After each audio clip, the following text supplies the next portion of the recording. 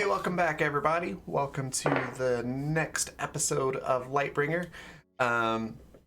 It's going to be pretty fun today because last week we all got to meet the sort of god and goddess of this planet, or solar system, really. One of them alluded to it being a little bit more than just this one planet that they are in charge of. So, very cool stuff happening. We're going to see how our kids sort of react to all that. Hey, Alex. Before we do that, though, I want to give all the players a chance to introduce themselves, and then I'll cover how you can do viewer actions through different methods. So you can actually affect the story yourself. You can help our poor brave kids, or you can even hinder them if you want to by helping the big bad. Entirely up to you. But we're going to cover that, and then we'll jump right into the story. So introducing the players, we're going to start counterclockwise from Michael. Michael, tell us a little bit about Billy and yourself. Hello, I'm Michael Wayne. I'm about there on Twitter. You give me a clip, I'll give you a GIF. For the most part, I'm Billy, who's learned that the god is okay with burning books because that doesn't matter. But maybe Billy should start reading the actual books now. Just maybe. It's fine. Awesome. And next we've got Ekinorlax. Tell us a bit about Nira and yourself. Hi, I'm Ekinorlax. You can find me on Twitch here mostly at the Blackfeather Guild, and on Twitter as Ekinorlax. My character is Nira, a young white kitten, humanoid kitten, who just learned the consequences of dialing wrong number on the God phone. And had a not so nice chat with the evil twin. Or are they not twins? Younger and older siblings? They are younger and older. Chinapre is older than Kara. Which is part of the reason for his consternation. Yeah, he mentioned that. He was cheated from his rightful what would be the word? Inheritance, sort of? Inheritance, yeah, I was looking for that one. So, that's it. We will see what will be the consequences. All right. Gwen, tell us a little bit about Xavier and yourself. Xavier is a blue, what's it called? What's the race called? Arcarian. Arcarian, yes. Who has an insatiable... Well, actually, no. That's another character. Completely other character. Who has a thirst for knowledge and apparently a light and a dark side now. So yeah a bit conflicted. Just a bit. Next we have the talented Callan. Tell us a little bit about Conrad and yourself. Hello. Good evening for most of you. My name is Callan. I will be playing once again Conrad Bentley, who, as of very recently, entered into a dark pact with the Lord of the Solar System. Jill, how was your day? Things are going well so far. He's sort of had these newfound powers for about 30 seconds. But we will see how things progress for him in his endeavor to protect his friends, apparently at any cost. Very excited to see where things go from here, and very excited for today's episode. You can find me here on the Blackfeather Guild, or at Twitter at my little name. That's me. Fantastic. And then I, of course, am Raven. You can find me here just about every day of the week other than Thursdays and Sundays, right here, and on Twitter every day of the week, right at that, the Raven. So I mentioned that you as viewers can interact with the show and affect the story as well. So there's a number of ways that you can do that. One of them is via the game tweet. So you can see that it actually just popped up into chat on the timer. We're currently at 1 retweet and 1 like. For every 5 interactions, a D4 is given to the cast and to the DM. So make that 3, 4. That's just jumping up there real quick. So retweets, likes, and replies all count as an interaction. So I'll be monitoring that throughout the game and giving out those D4s as we go. Another way that you can interact with the show is through guild coins, and those are located just below the Twitch chat box. So it looks like a little rainbow circle. If you click on that, there's a number of different things that you can do with those. Feel free to look through that list and have fun with those. You get guild coins just for watching, interacting with the stream, and going on raids with us, which we raid every single show. So all you have to do to get some bonus ones is just stick around as we raid somebody. So pretty cool stuff. And then finally, if you do want to support the channel monetarily, we do have a number of cool rewards for that. So if you look at this list below my face, you can see all the different amounts. Speaking of which, thank you so much, Michael, for that $2 donation. I'm assuming that is a D6 to the cast. Perfect. There are a lot of things on there. Some of them may not be as self-explanatory as others. So real quick, the switch allows someone to tell another player that they need to change their action word. So if someone was going to try and persuade an enemy to let them go, and a switch was played, then they would have to do something other than persuade, and it can't be a direct synonym. And then the borrowed success allows somebody to succeed immediately, but there's a chance that they will lose a success later. So pretty cool stuff. A lot of shenanigans happen with those. And you can donate via coffee.com/Raven, raven.rocks. Hey, thank you for that follow, Featherfall. Welcome to the guild.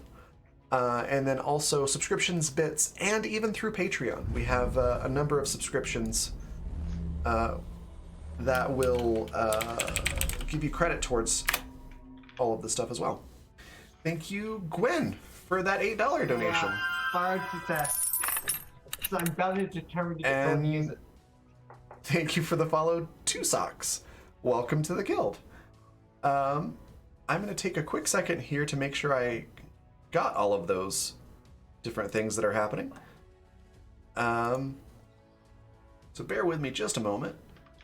So we've got a D4 upgrade for the cast. So basically, that's just going to go straight to a D6. I'll go to D4. Oops. And then we've got another D6 to the cast for Michael. And then, Gwen, you've got the $8 donation there. How did you want to use that? Borrowed success. Borrowed success. Awesome. To the cast.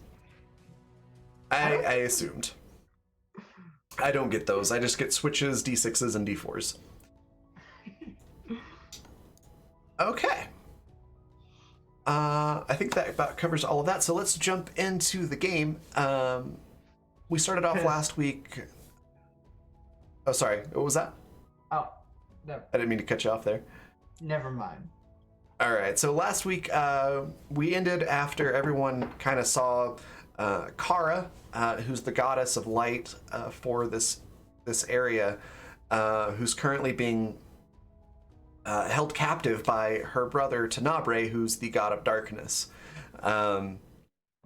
We had some interesting conversations one-on-one with each party member. I believe it was Billy and Xavier who talked to Kara, and then Nira and Conrad who talked to Tenebrae. Yeah, it was pretty enlightening, if you'll pardon the pun. I won't. Especially for Xavier. Yes, Xavier now has his light powers unlocked, so they have a light side and a dark side that are both conflicting with one another. Xavier now has two wolves inside of him. Pretty much, That's yeah. it. Conrad decided to Just one big wolf. yeah, sort of sacrifice himself for the greater good by making a deal with Tenebrae, who is this place's equivalent to the devil. to get a lot of power so that he can save his friends. So we'll see how that goes. And then, Billy and Nira had some interesting encounters as well. So all that being said, you're back in the chapel. You've all had your encounters with the gods. What do you do? Really quickly before we dive in, we just leveled up at the end of the last episode, and I believe the everybody got a new virtue.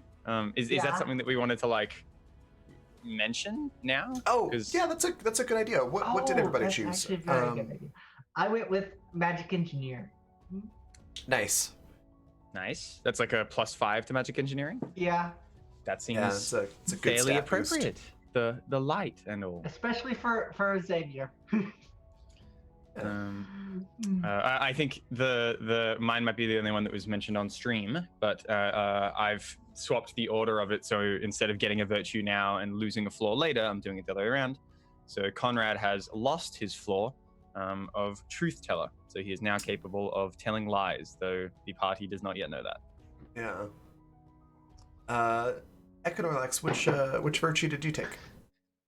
I actually went with one that most suited the experiences of Nira through those 5 levels, and chose athletic because Nice. It was mostly that: walking, climbing, axe swinging.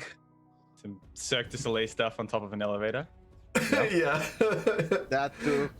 Fantastic. I like it. And then Billy. Billy, as indicated by the spray painting of Kira's symbol, took the 5 to, I think, magic, you said? The magic engineer virtue. Yeah, we just flavored it as, like, Billy is acculating for Kira. Yes. Perfect. That's cool. Okay. Awesome. Yeah, just that felt handy to get out there.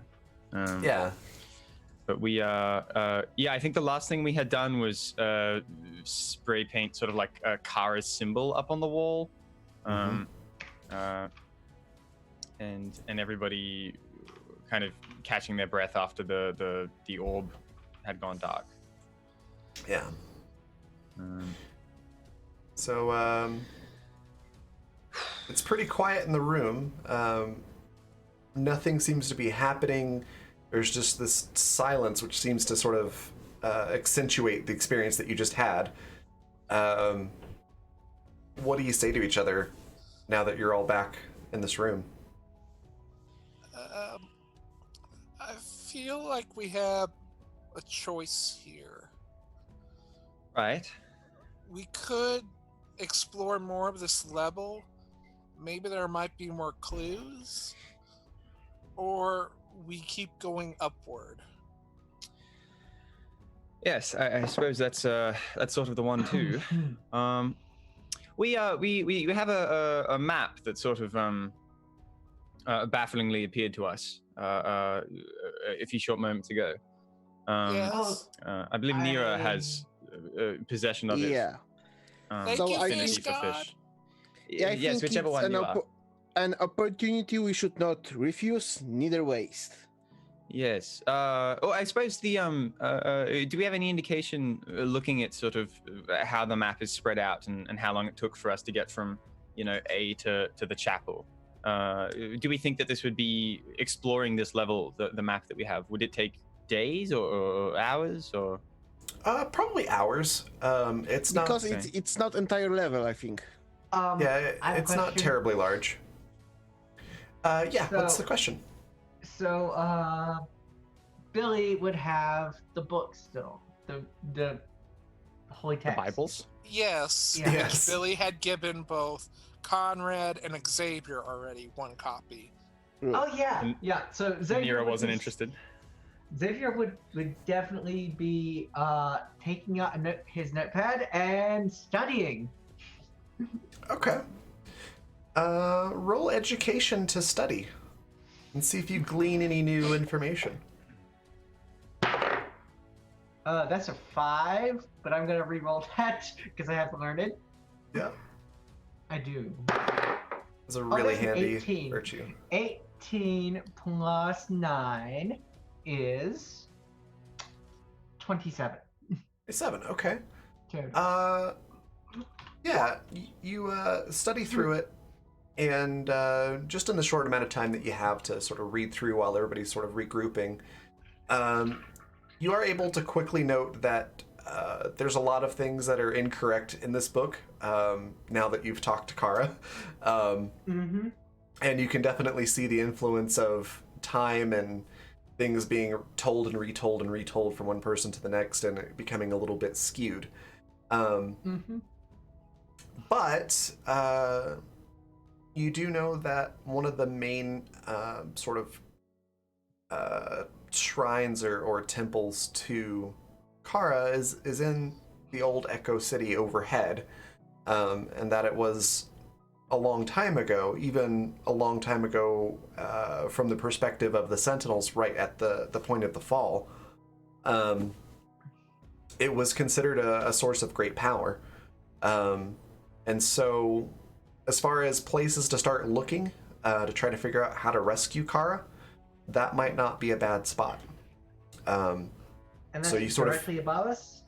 Yes, you're directly below Echo City, and it sort of enables you to see that even though Kara City bears the name of Kara, it might not be where Kara is being held. Right. Conrad probably, when handed the book, is half expecting it or him or both to burst into flames, but I just take the Bible and put it away. Yeah. So Nothing happens. Xavier will copy a shorthand analysis of what he's learned onto another piece of paper and hand that to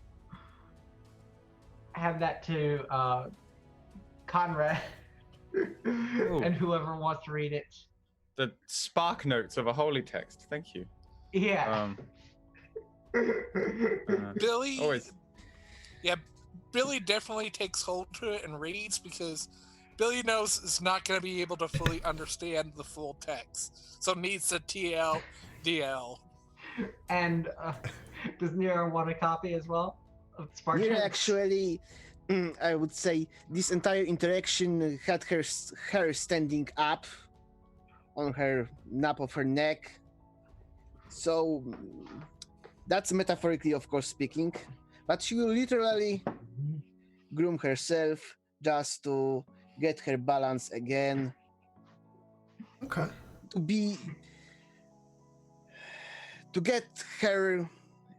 She needs to get herself back to her 100% coolness.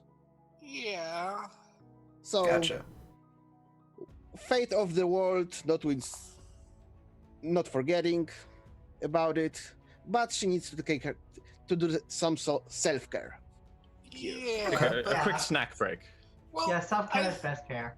Well, I think that may be a clue in that we need to understand this church a bit more.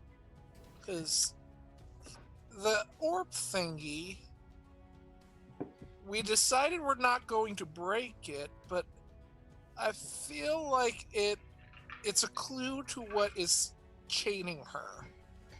Because why else would both her and that icky guy both be connected? Well, I had been giving some thought to that as well.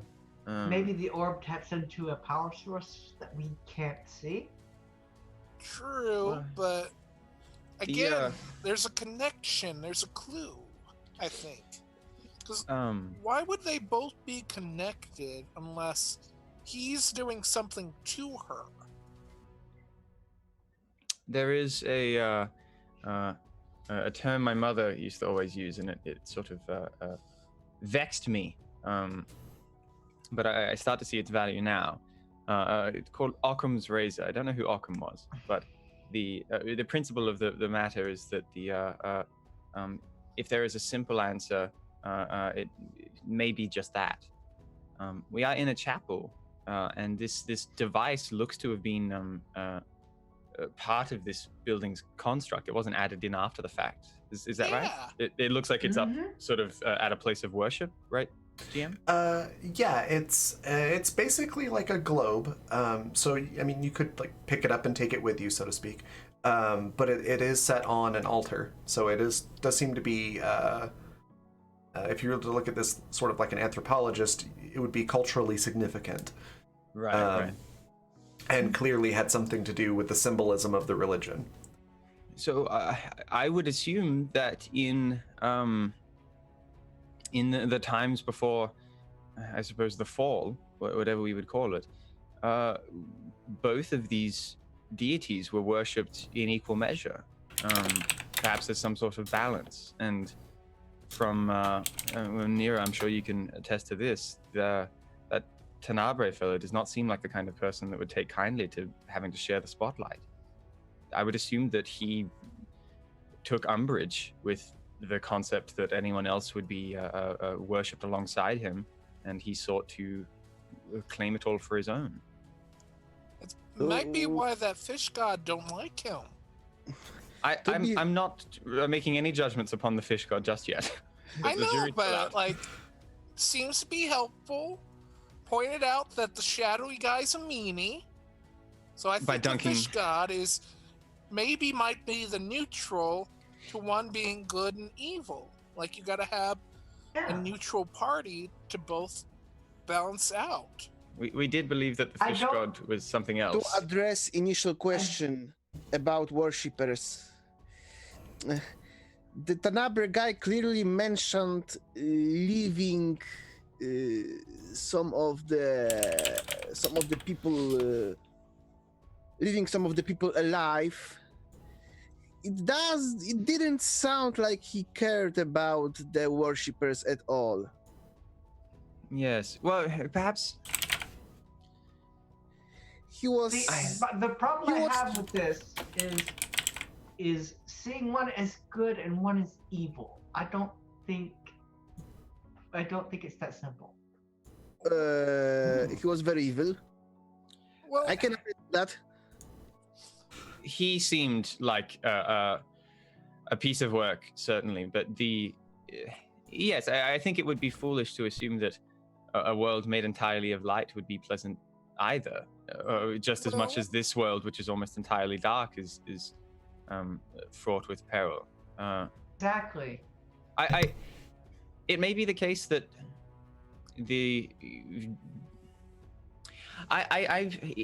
he seemed to indicate that the people who are still alive were left this way out of some mercy of his, as though he either couldn't be bothered to finish the rest of us off, or he wanted us down there for some reason.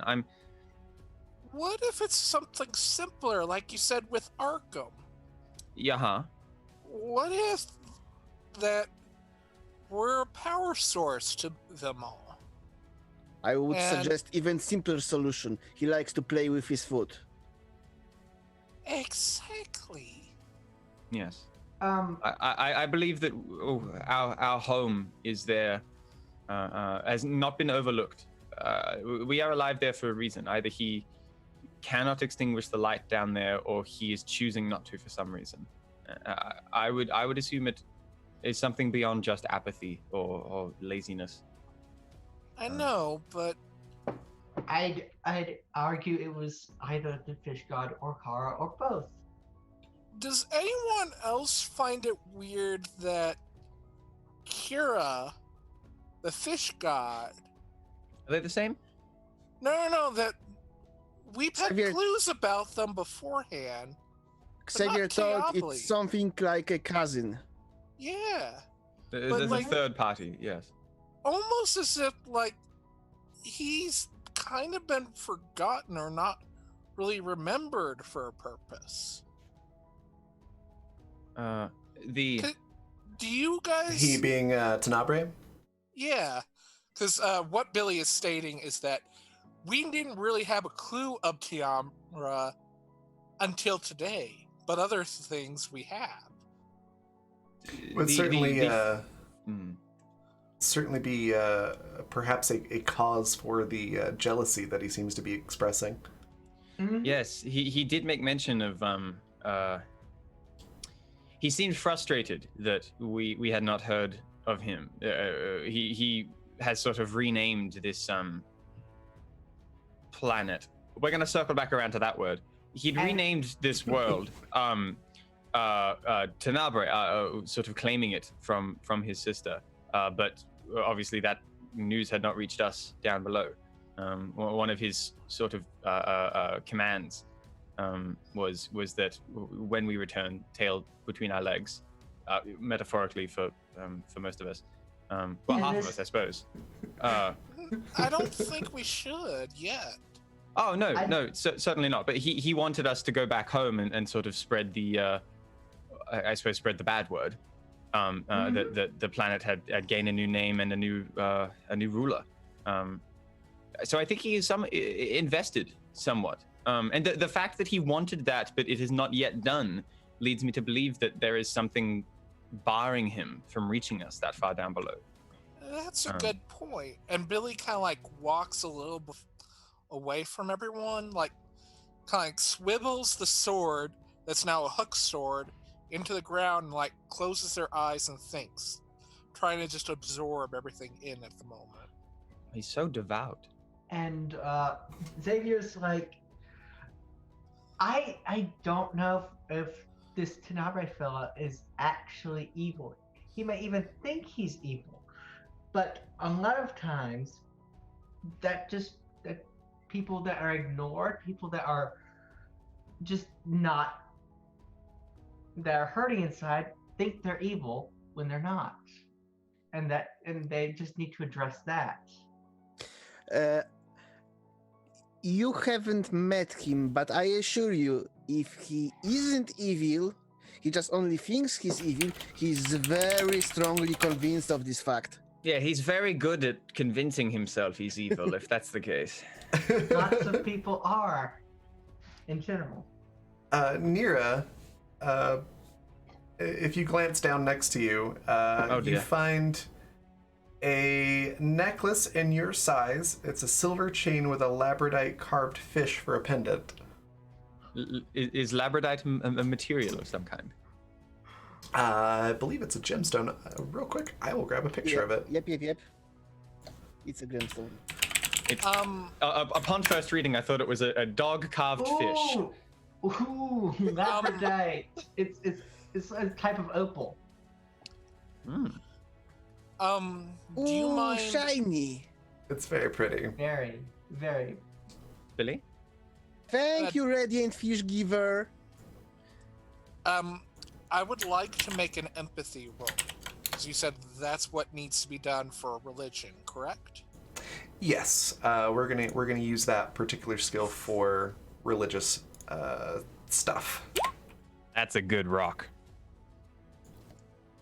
So 9. What is it that you're trying to do or Understand, like that's like as Billy had said, like he's just thinking on it and trying to absorb the church, kind of like try to have things kind of coalesce and try to understand a bit of the pieces, because Billy has some Gotcha. clues, but not how they connect yet.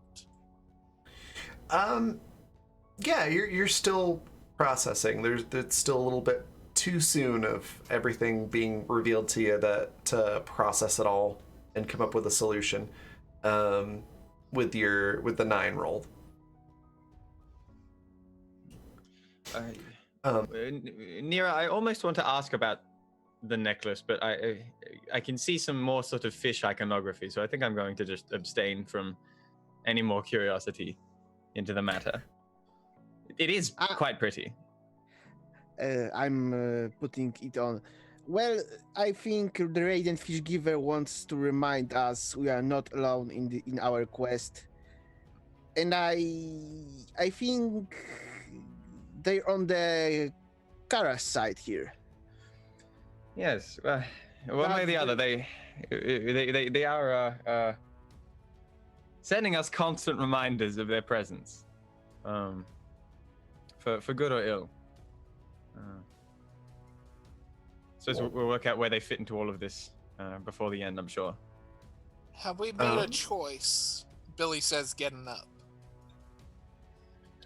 I believe we have elected that it may be prudent for us to spend the next few hours, at least while we have the comfort of a map, scouring these halls. We know that these were civilized places, so I'm sure that we can find some valuable parts. In particular, we're looking for any sort of power source, because we don't know how high this elevator goes just yet, but it has cut already weeks off our journey. So if we can have as much power as possible, such that we could ride it as high as we can, that would be instrumental in us reaching the surface alive.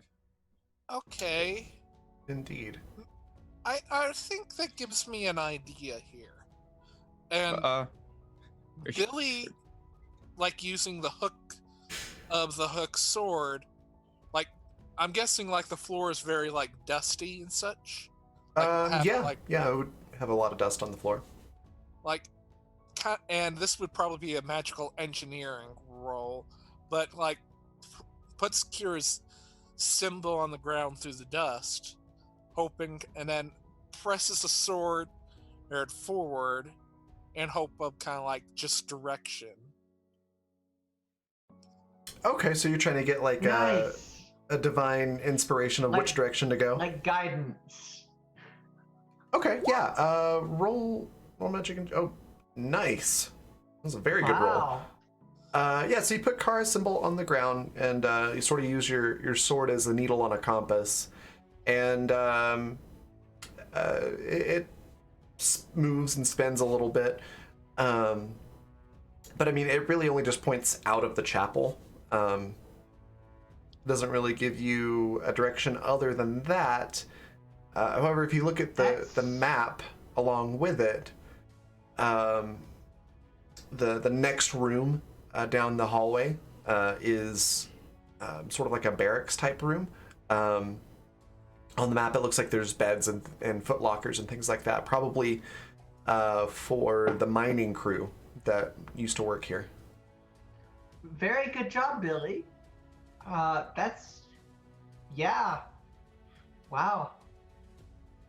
Well, maybe she's not. It doesn't have a big like conscious, but she's very acting subconscious on how to help us. So, I suggest onward. And Billy starts walking. I very much looking around the follow room. Billy. Okay.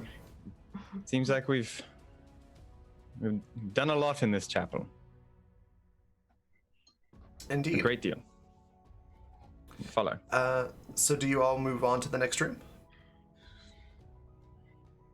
Yeah. Okay. Nira? Mm-hmm. As you walk down the hallway, Excuse you do. me? Yeah. Nira sort of tarries a bit. She's lagging behind a bit. Okay. Is everything all right, Nira? She's asked to leave the chapel. Okay. Can I take a orb with me? Yeah. Are you trying to do Sure. so discreetly? Discreetly, of course. Yeah. If Conrad you- will turn away. I was gonna say, yeah, if you wait for everybody else to leave, just do a blend in roll. And a very low DC for this since everyone's out of the room.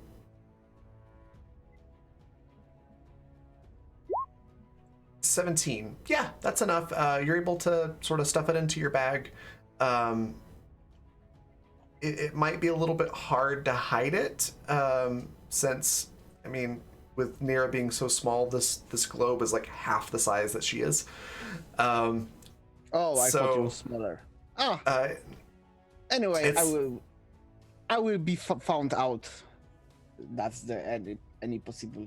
That's No. only possible. Like if you have the shield placed right over and you have the globe like over your stomach and the shield in front of it, we The wouldn't. shield is on my back, so yes, it would cover the orb. Actually, yeah.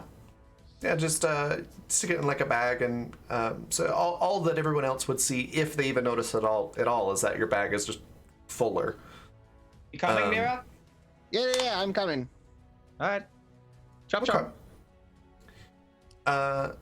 All right then. So as you go to the sort of barracks type room, you can see a bunch of metal beds. They're like bunk beds. The mattresses have kind of deteriorated quite a bit. Yeah. They were probably cheap mattresses to start with. But there are foot lockers at the bottom of, or at the foot of each bunk bed. Some of them have locks on them, some of them don't. And the lights in here are actually functioning. Oh. Goodness. Quick question, because my memory is not wanting to work with me at the moment. Did I show you all, or did I have you all find a photograph last week?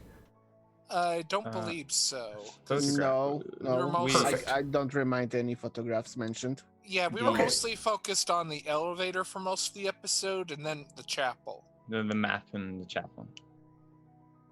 Okay, that's what I thought. I just want to make sure I wasn't doing things out of order.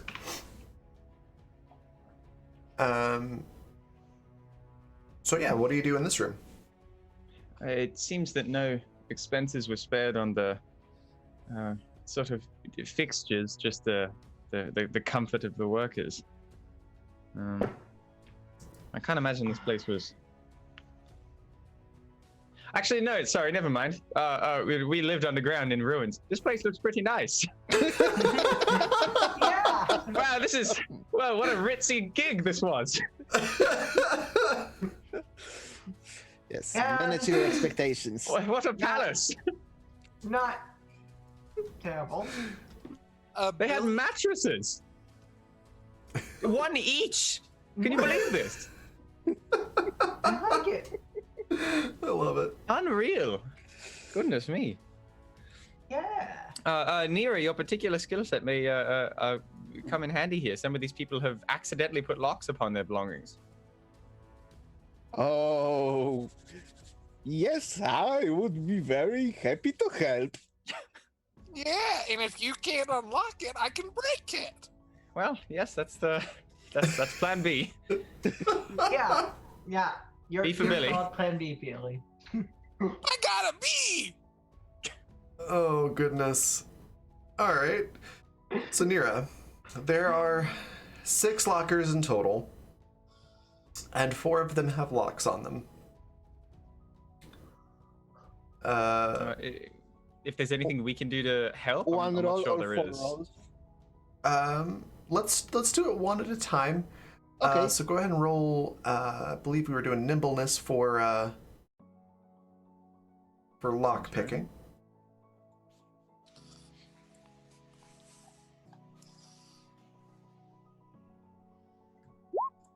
Oh, Oh no. it started with. So as you try to pick that lock,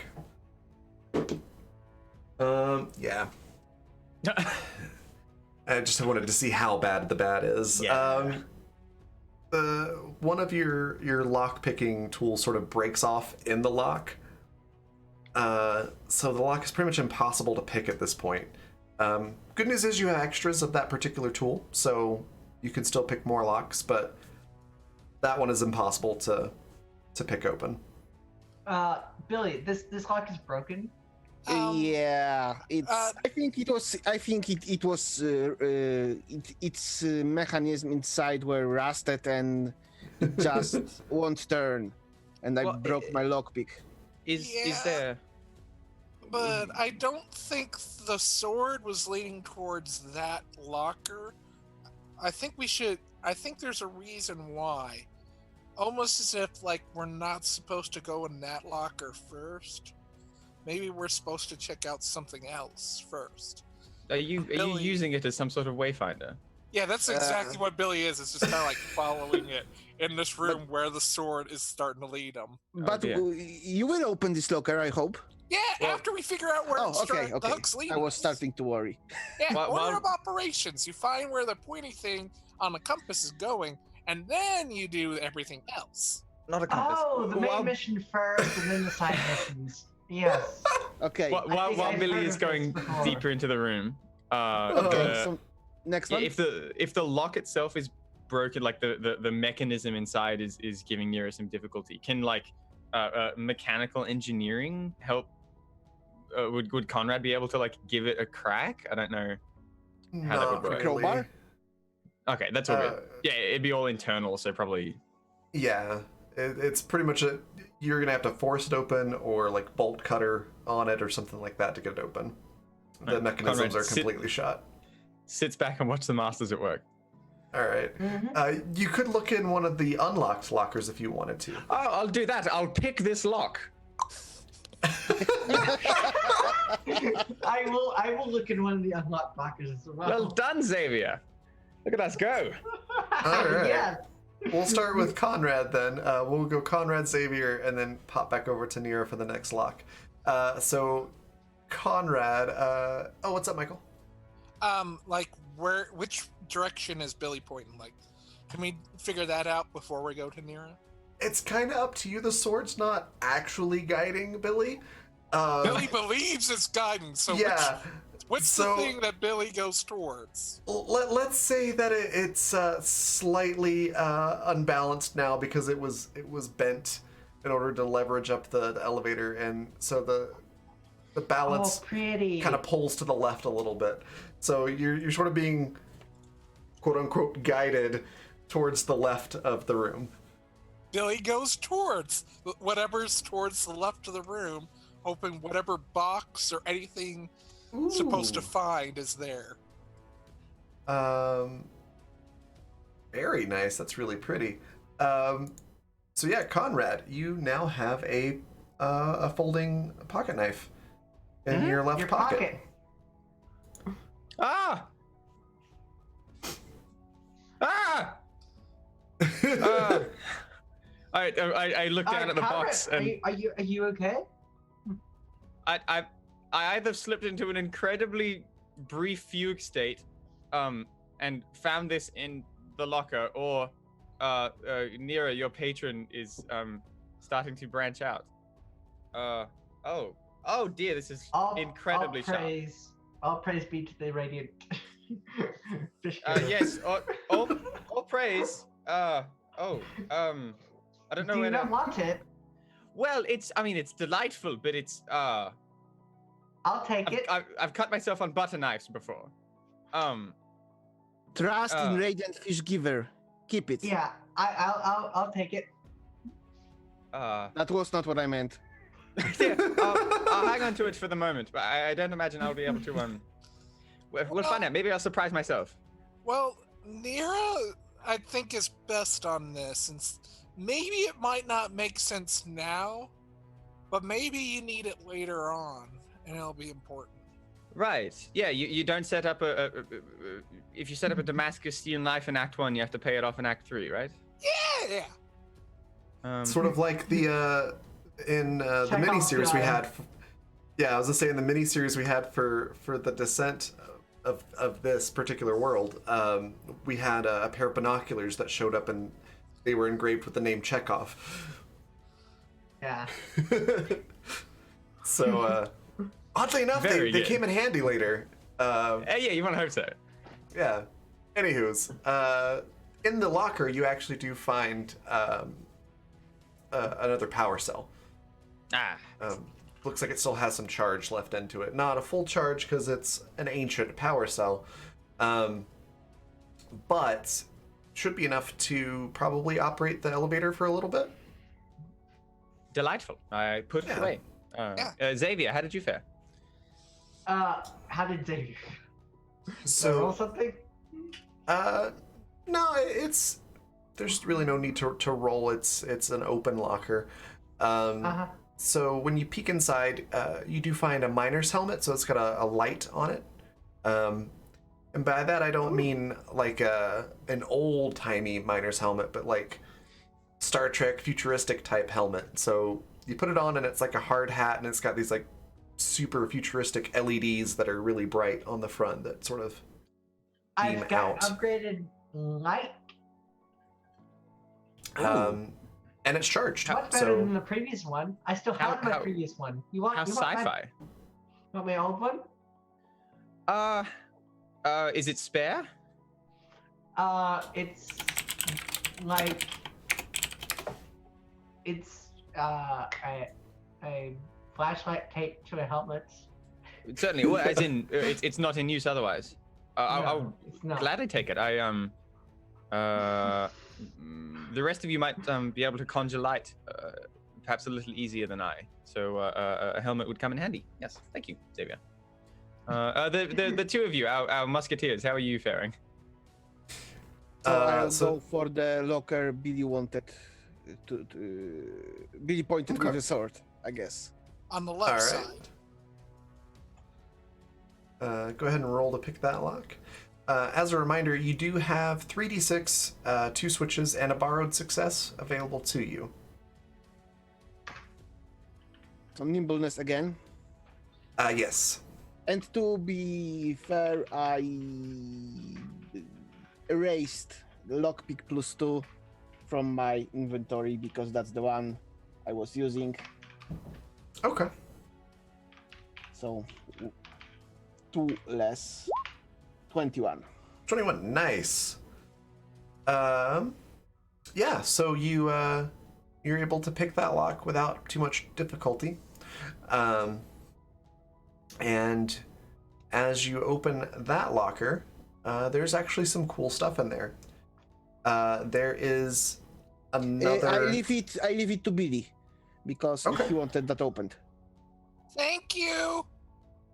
Okay, so Billy, as you open the locker, then you see something that looks a little bit out of place in here, and that is a set of Kataran Sentinel armor, very, very old. Doesn't seem to have any power in it, but except for in the helmet.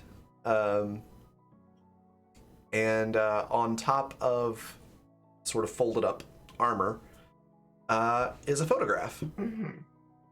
Also, oh hey, not a space lizard. And let me pull you all over to this picture so you can see it. And let's let the audience see it as well. It's pretty. Ooh. There we go.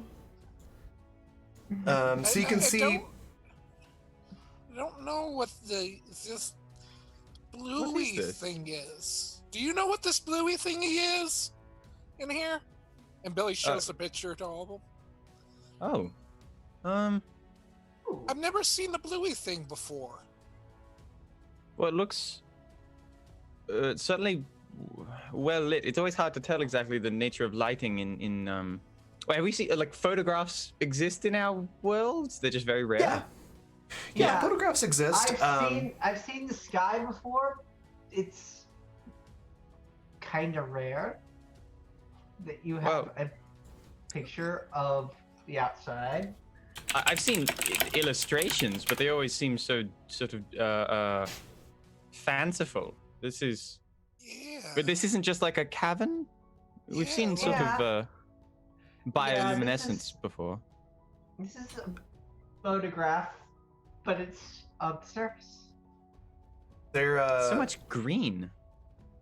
Yeah, there is something written on the back as well. And the picture's kind of scratched up and a little bit crumpled around the edges. Kind of like you see there on the scratch marks. But there is something written on the back, and there's like a little printing on the back that indicates that this is just outside of New Berlin. And handwritten on the back is a little note, and it says, I hope this armor finds a worthy owner. Hopefully it serves you better than it did its last owner. If you wish to find the resistance, come to New Berlin. My heart. It doesn't say to or from. It does not. but it's clearly handwriting. I know that What? reference. What is a Berlin? I don't know yet, but Mm, I think the fact is a resistance. I think that's the important. Well, there were a lot of things. But we're a resistance against this Tobias. Yes, Toby, the god of darkness. yeah. I'm sorry, am I getting it wrong again? No, I mean, it was a bit of I know, it's like, I've never heard that before. Like, no one has ever been named that. No. And it's like weird just saying it. Yeah. Yeah, Tenebrae, but honestly, like, getting it wrong, if he can hear us, it probably just sort of angers him, which... Tapap. You can call him Toby. Wait, this is Kataran armor, and Nira is Kataran. Nira, Wait, what? it's armor that would fit you. Yeah, Is this cat armor? it's Kataran armor. I'm Like heading He-Man. back to the locker. Ooh, is it my size? I'm I would small. imagine. It might be a little bit big on you, but it definitely fits. Maybe a little baggy in certain spots. The helmet might fit a little loose on your head. Oh my god! Oh my god! Xavier, can I see the helmet again? Sure. Xavier takes the helmet out and gives it to Billy. Billy puts it on. Now we're helmet buddies, Nira. Okay, I'm trying it on. That's adorable. Conrad just sort of like innocuously sort of stepping out of frame as Billy puts the helmet on. Just sort of busying himself over in the corner. Everything's fine. Have fun with your cool hats. Oh, you're looking to see what else we can scavenge. Good thinking. Yes. Yeah. Fantastic. What? Make sure we conserve the Nira's, batteries. Let's not be wasteful with the helmets. Nira's Oh, it's not birthday? So on. many Is it on? gifts. Xavier, did you leave it on? No, I did not leave it on. Okay, thank you. So, I'm trying Nira, as you put on the armor, most of the components seem to be without power, but the helmet does still have a charge. Yeah, I meant I'm trying the helmet because you Yeah. already said about power. So as you turn the helmet on, much like the other one, it blinks to life. There's sort of a heads-up display on the visor part, and the little voice comes on and just says, "Hello, what is your designation?"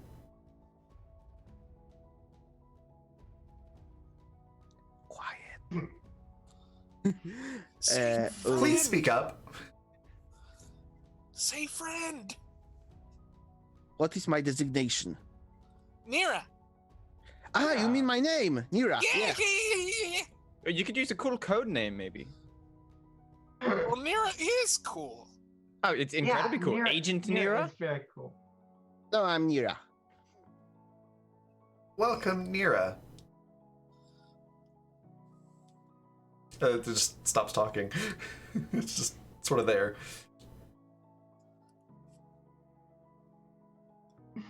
Oh, are we being incredibly rude? Do either of our sort of hats actually have names? And should we ask them? You haven't asked. That Never might did, be actually. Well, the one I have is very mean. So this one, and that Nira has, maybe it's very nice. Maybe it has a name.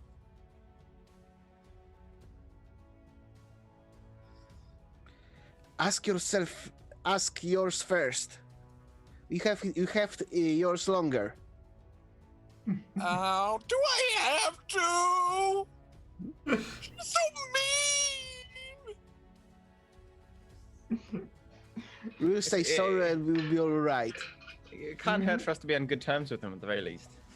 Yeah. Okay. If you say please, I'll do it. Okay, Nira? Please. Please? Okay. And Billy turns it on. The magic word. It boots up and says, "Hello, Sentinel Recruit, Billy." Yeah? Okay, I know you're a meanie, but do you have a name? I am a Mark V Sentinel helmet. Okay, so your name's Mark. Mark! Mark! This one's named Mark. Explain Ma- why it's so mean. Marcus? This Or is just Mark? This is not my name, but my model number is Mark V. Well, if Mark is your model, what's your name? I do not have a name.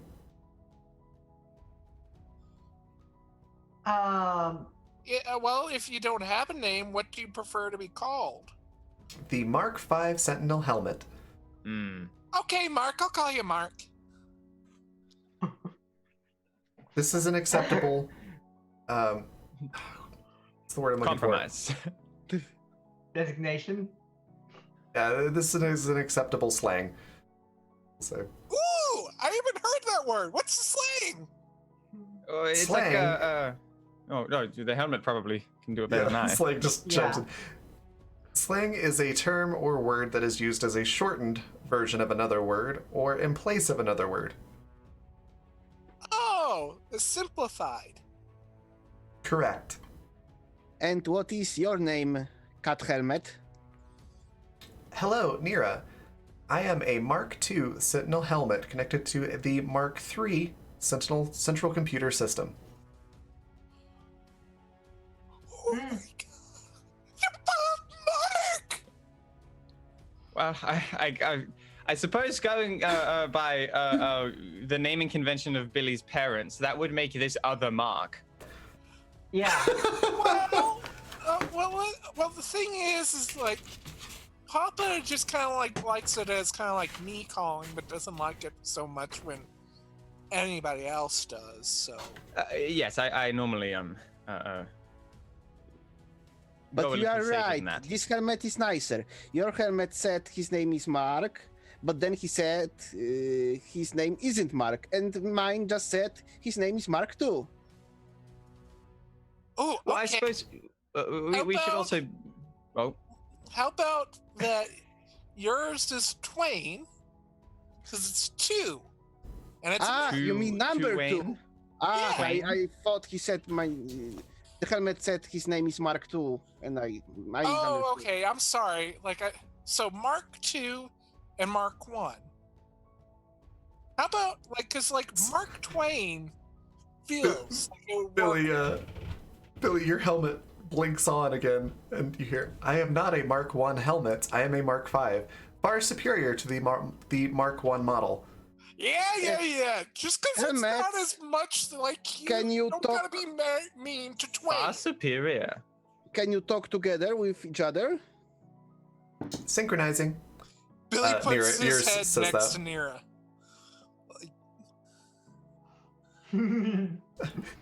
By our powers cute. combined. That is so cute. Sorry, that just killed me.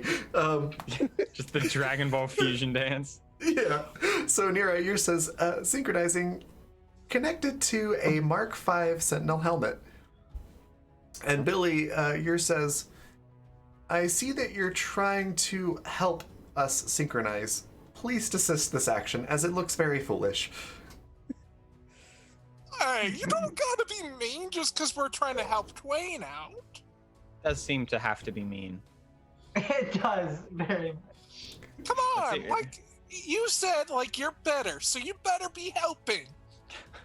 You set a I good am- example for the other hats. Yeah. I am attempting to assist you with your public image. No. What's that? That I have no idea. not something we need to worry about here, Billy. We're in good company. Okay. A So sentinel, even a recruit sentinel, must be on their best behavior and present themselves in the best light at all times. Yeah, well, there's no light Oh! down here. yes, I guess this head is. I think Mark is mean, so it's an example so that other people aren't mean. it's a cautionary tale. What not to do. Yeah. I like that. So, Mark and Twain,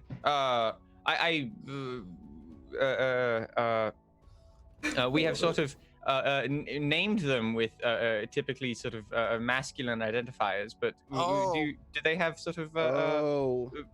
Okay, right. That's they are unfair. hats. I am so far. I'm sorry, You're Twain. right. But this is the first time we've met a hat. I feel like some missteps are probably inevitable.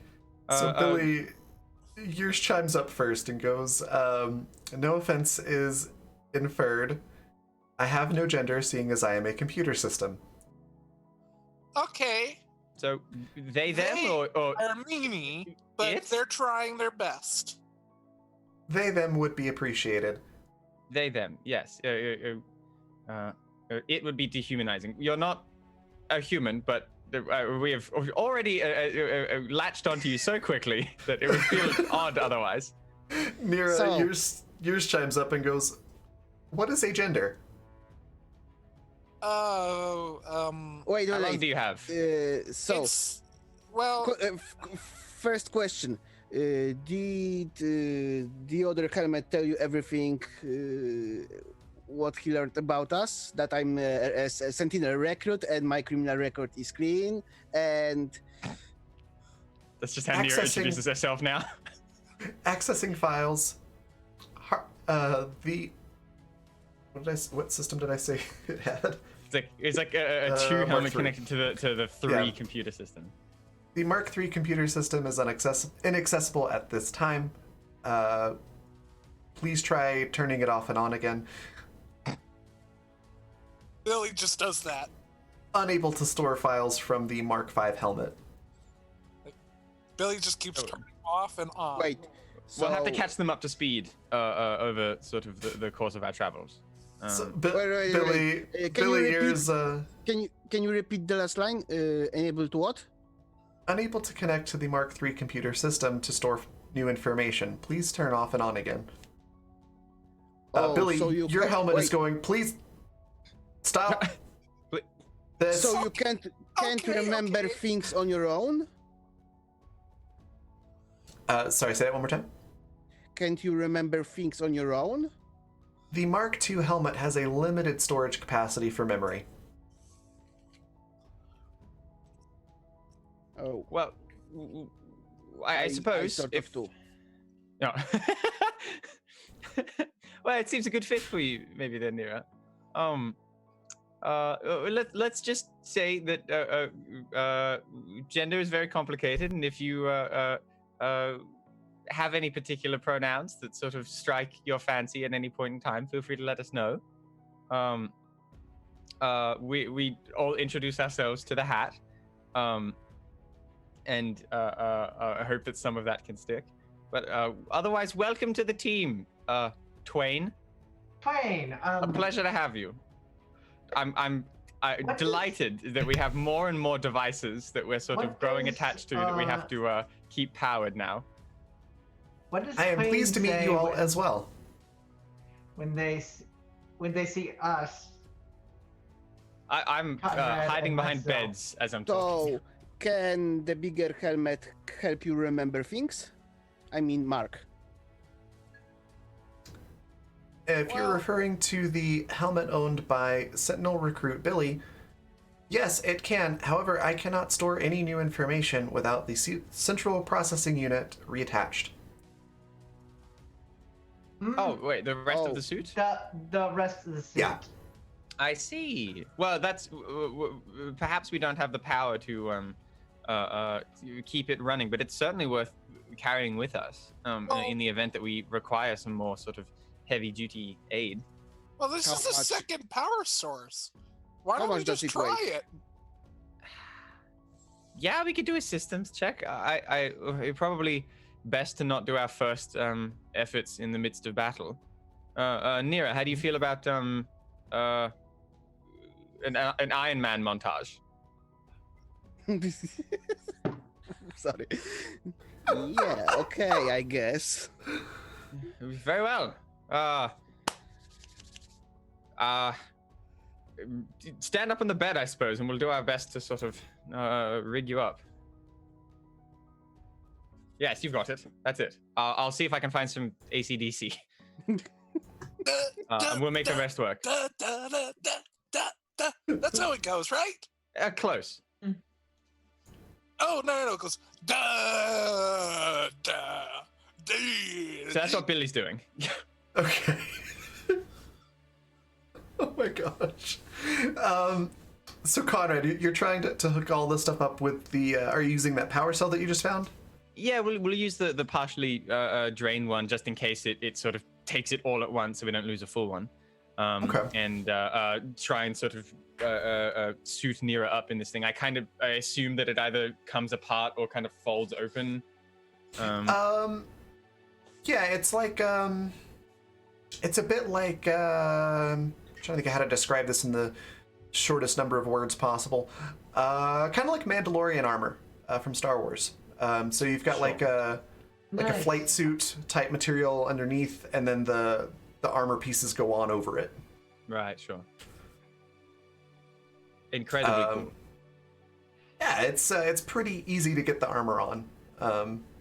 It is very obvious that this is a older version of the armor than what you found previously.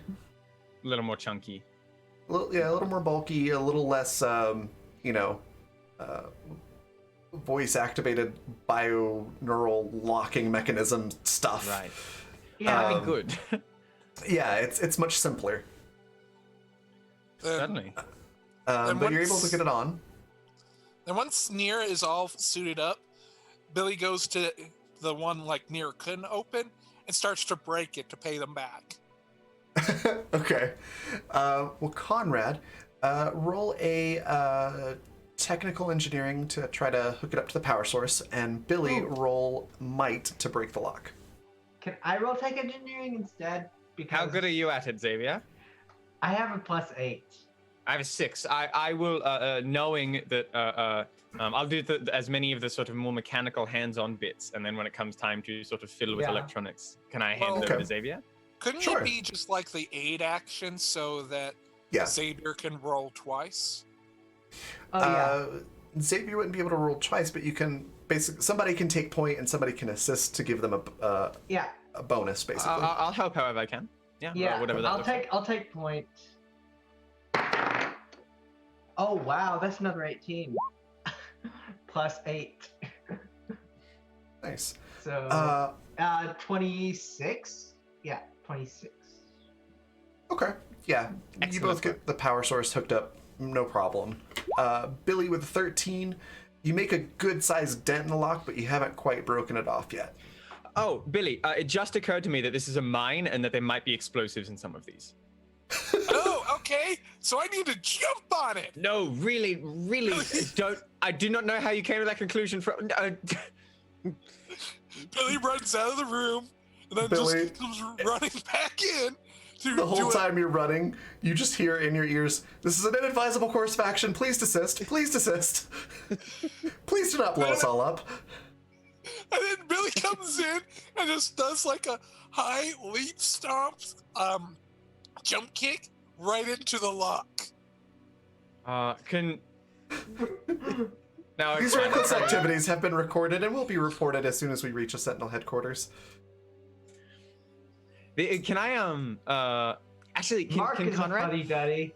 can Conrad try and like yank the locker like a foot closer towards him so that the sword hits the ground instead? No, this is Billy just running, but I love it. Like, just as Billy's about to jump into it, you yank it right out of the way. like sort of like from across the room, like a magical. Roll magic engineering for Conrad, and Billy make another might roll. I haven't done any number changes since I shook hands with the devil, but I will just sort of live on in blissful ignorance until I'm told to do otherwise. That being said, I am an immeasurably powerful dark wizard.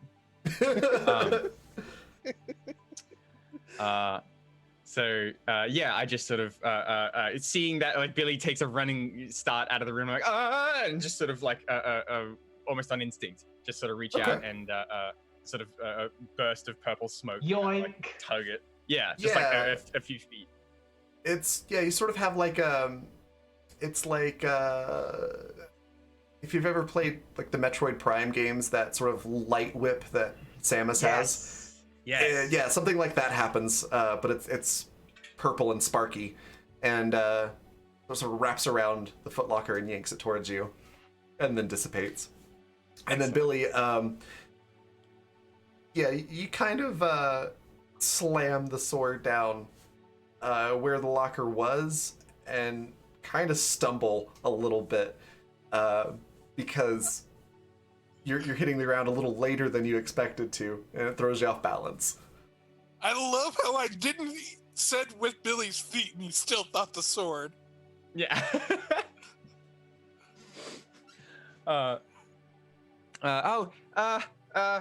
Sorry. Billy, again, so you might not have heard me. Explosives, like we all die. Like we might all die if we did that. If you did that. I go over to help Billy up. Well, and Go. Billy's got like, well, I asked. And No, I understand. It's just sort of important that we be careful on occasion.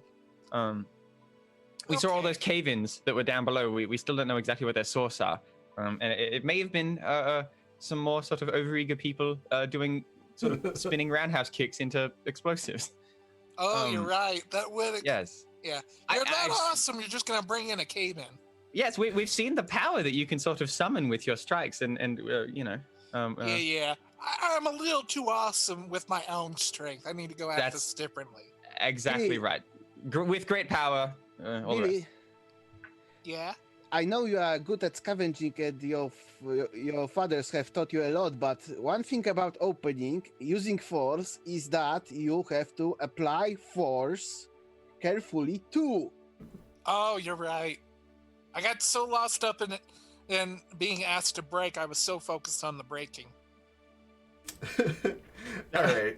While that's going on, yes, the half power cell does get drained. Is the bad news, but the good news is, Nira, all of your armor comes online. So you do have a fully functioning set of Sentinel armor, and your helmet chimes in and says connection restored. Now accessing files. And it sort of gives you like the little loading symbol on your helmet. It takes a little bit of time. Do you like say anything to it or do anything while you're waiting for it to finish syncing up with itself? Yeah, I guess I understand it's working, so I'm not interrupting it. Okay. This looks promising, Nira.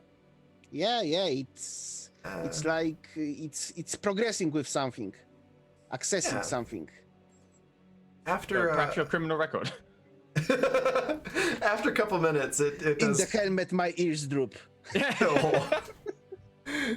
After a couple minutes, it chimes in again and says sensors now online, now able to scan. What was that? Memory online, able to store new information and access previous files. It has access to old files. Ah, Would you like me to scan your surroundings? Yes, please. please So what? it starts Take scanning a look and around. much like Billy's helmet, you see it's sort of this different colored line coming down the screen as it highlights everything. And just before it gives you the results, we're going to take our break. So, I know I'm Thank evil. you. So we're going to take a break. Everyone feel free to stretch your legs, hydrate, grab a snack, whatever you need to do. We'll be back in about 5 to 10 minutes, and we'll find out what the helmet sees. Nothing of import. Of course I not. think.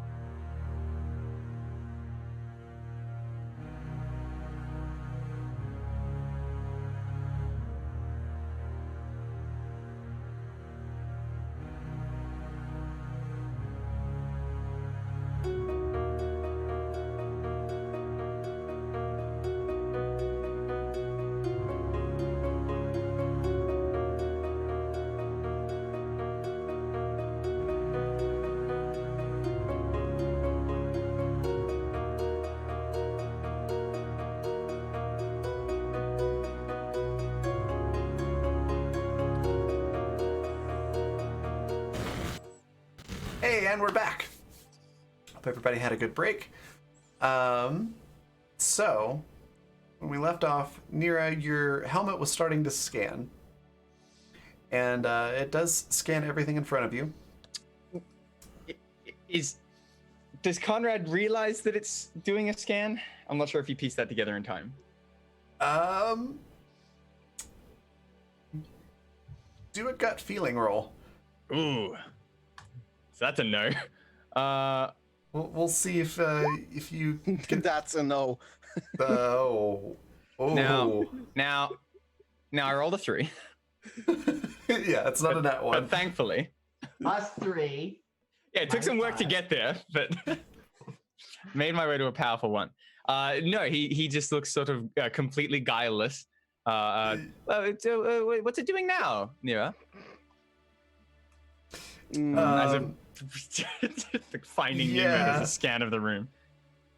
So your friend or foe system clicks on. It shows Billy as another sentinel.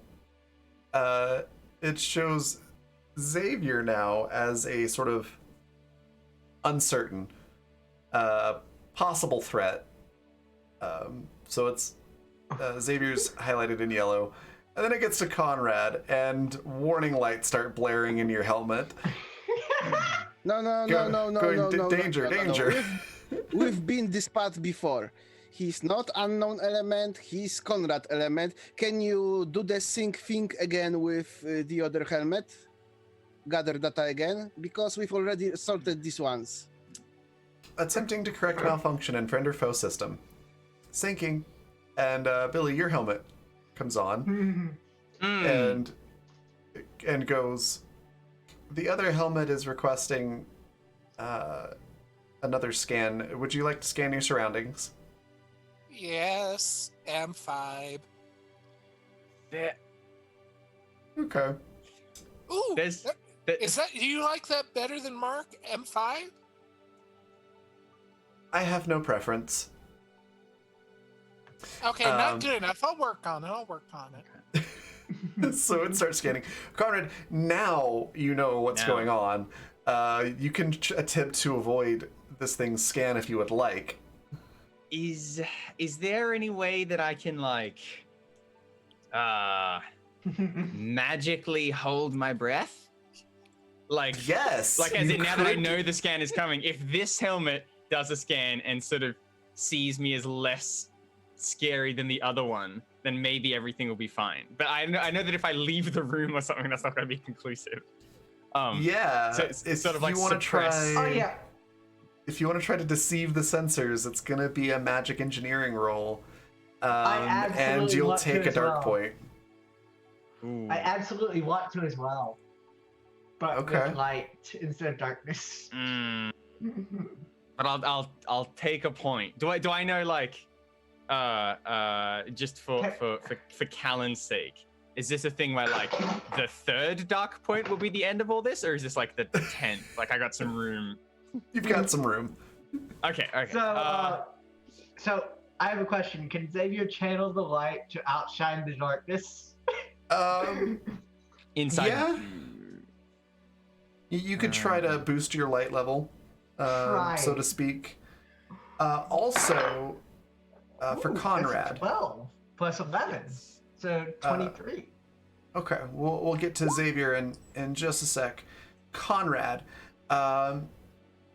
you also have this odd dark blue, green, and black viscous liquid in a vial in your bag, and it has small lights that are visible when shaken. It's enough for one dose of a potion of starlight. You don't know what it's called, but out of character. It'll restore 1d6 towards a person's natural balance of internal darkness and light. Ooh. So you could potentially get some of your dark points back that way. We'll see. Well, he doesn't know about that just yet. Yes, no, I did not. I had 3 different Australian sayings that I could have said. All of them contained several curses. I did not come here to not spend dark points, so let's do it. All right. Magic engineering?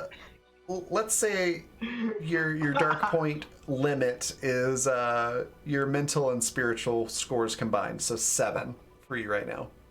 Okay. That's good. That means that I can bump it up later. We can sort of... Excellent. Okay, so the is there like just mechanically speaking, I assume that I didn't get kind of completely screwed over by this deal. There is some sort of benefit that goes with these many downsides. Oh, you're right. We didn't. We never did say what your power boost was, did we? No, I wasn't sure if that was something behind the scenes, like the sort of DCs were moving, or it let me attempt things that I couldn't do otherwise. No, that was a matter of me intending to tell you something and forgetting to tell you something.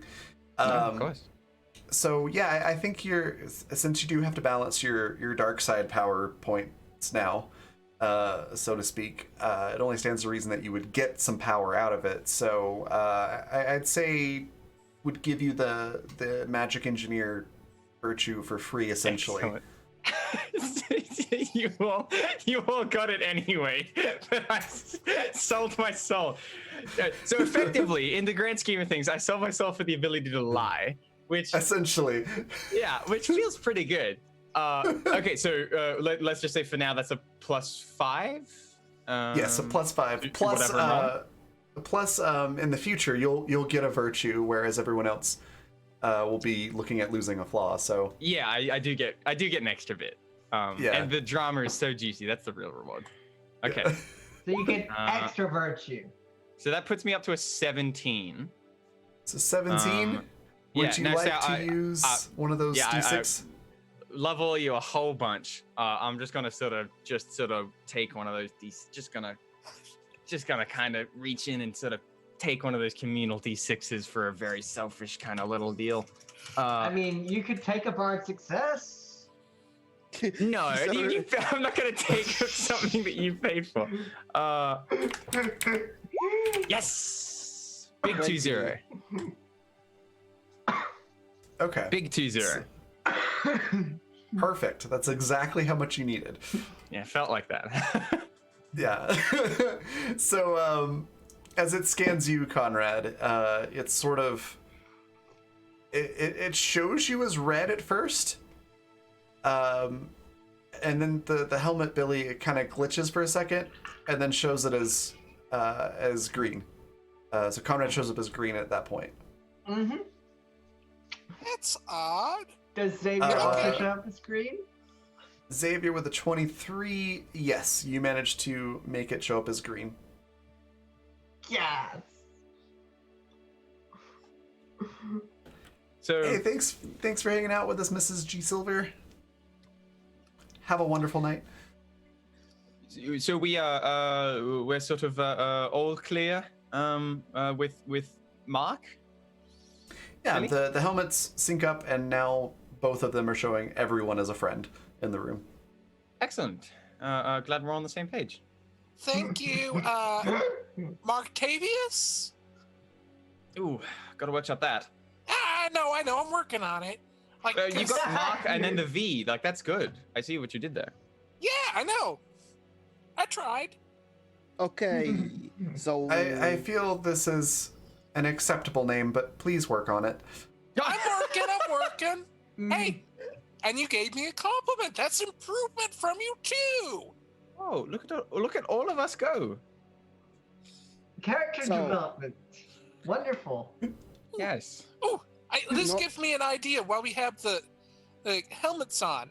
Nira, what if I try to do with a magic-y thingy, and we'll see what the Twain and Marvelous thinks? Close.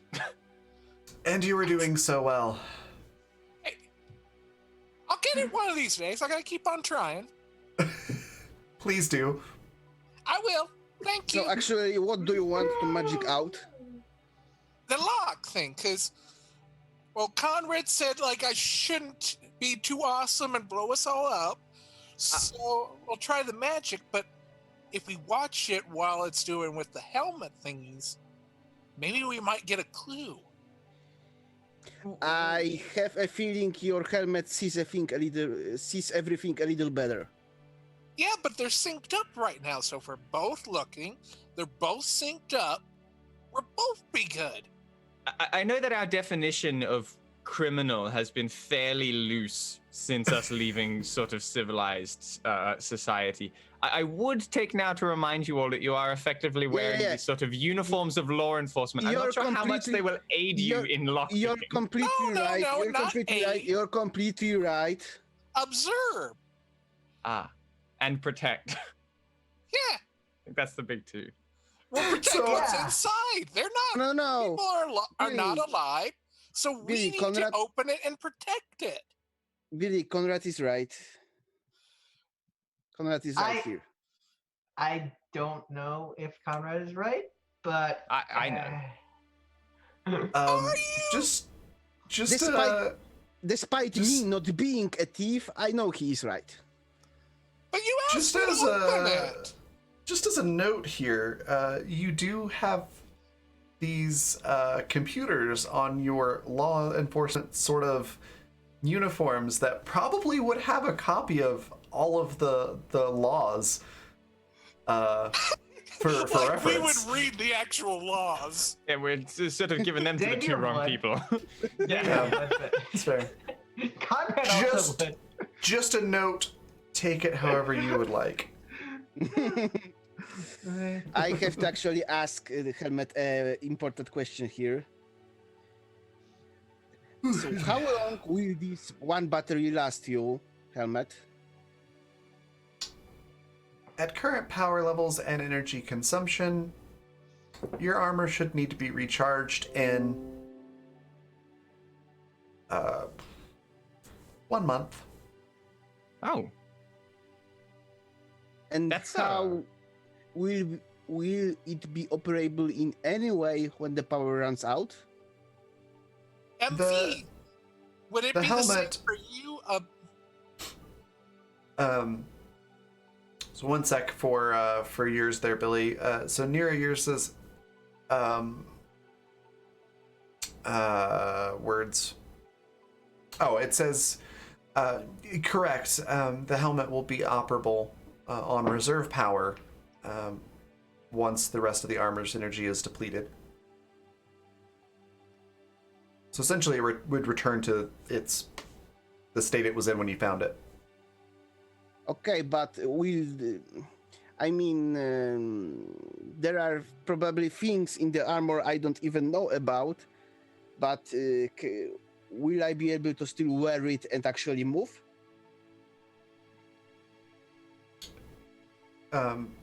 Yes, the armor does not will not hinder movement, whether powered or unpowered.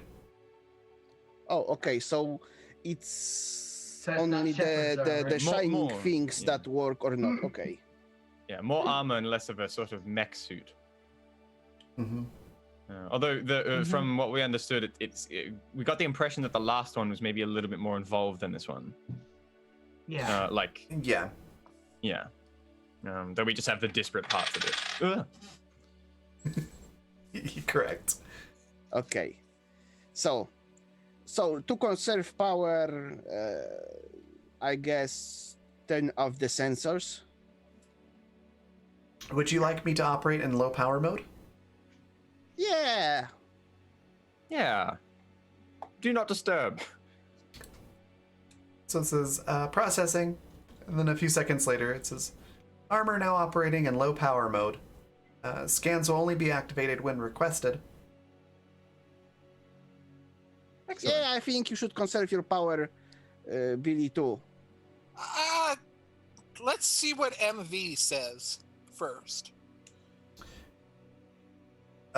So your helmet, Billy, indicates that it's not currently connected to the rest of the suit of armor. So it is operating on reserve power and should also last about a month. Then we need to find other things. Maybe there might be more inside this locked box. And now we can check once they are. You know. Yeah, I suppose let's take a moment and to the best of our ability, gingerly unlock the rest of these boxes, and then see how much more of the level we can do. Billy will pull Okay. out a little piece of like a broken crystal, and Okay. put it right next to the lock and says, maybe this key might work. To do a Key? magical engineer roll to see if that'll unlock it. Okay. Go ahead and try. Basically have a spell with the ruby being the focus. Okay, yeah. With the 32, yeah, your the crystal sort of glows, and this sort of beam comes out of it, and it doesn't unlock it so much as it does melt through the locking mechanism, because the light can't really function as a mechanical key, but it does effectively disable the lock, allowing you to remove it. See, I told you, precise application of power. Yeah. You're right. Gotta focus that awesomeness into small little doses. And I'm going to open 3 remaining locks the old way. Excuse me. Yeah, go ahead and do 2 more nimbleness rolls for the other 2 lockers. And so 19 succeeds. 12, you're having some trouble with the last one. That doesn't really unlock. I think I will try Billy's way too. Okay. You want me to help you? No, I would like to try myself Okay. this trick. And I'm Magic. thinking about blue light melting the lock. Okay. Magic engineering? Yeah. So 16? It's good enough. Yeah, you managed to basically do the same thing with a blue light, sort of melt through the mechanisms of the lock, and it falls off. Oh, I can do it too. Nice. I didn't Nice. think it would actually work. Yeah, Kira's very nice. So in those lockers, you find some old mining uniforms. Another one of those mining helmets, and 3 more power cells with half their charge in them. Wow, superb. Billy uses one and tries to charge up the helmet, and then gives the other 2 to the rest. Okay. Go ahead and roll tech engineering to hook it up to your helmet. Oh, that's not good. Can I roll tech engineering and help? Yes. Well, the last time that Billy got involved with electronics, I believe they used themselves as a conductor. Is that 6 or 9? That's a correct. 6. 6 plus 8 is 14. Okay, so neither of you really succeed, but Xavier, you are able to notice at the last second and stop Billy from connecting the sort of the positive terminal to the negative and the negative to the positive. So you can all try again. You succeeded in not breaking anything. Yeah, Yeah, let me try that again. Well, Xavier, hang on. Well, maybe I can go at a different route. Maybe What if I- Helmet knows better. So that's an 18 plus 8. It should be 26. Okay. Xavier's able to connect it up just fine. Yeah. It takes about a quarter of the power, so you've got basically a 25% of a power cell left, which, you know, if you hooked it up to the other pieces of that armor, it would charge all of them for about a month off of what's left in the power cell. Billy tries to do that last 25 on the gloves that they're wearing. Perhaps we should fiddle with these while we're on the elevator and So- Let's do the. I'm gonna try Xavier will this and help. then we'll. Yeah. Xavier Okay, will so- help Billy get the Perf. gauntlets on. Can Billy perfect. try, since Billy doesn't know the technical part, can Billy try doing this mechanically, thinking like, okay, after what they just saw? Not really.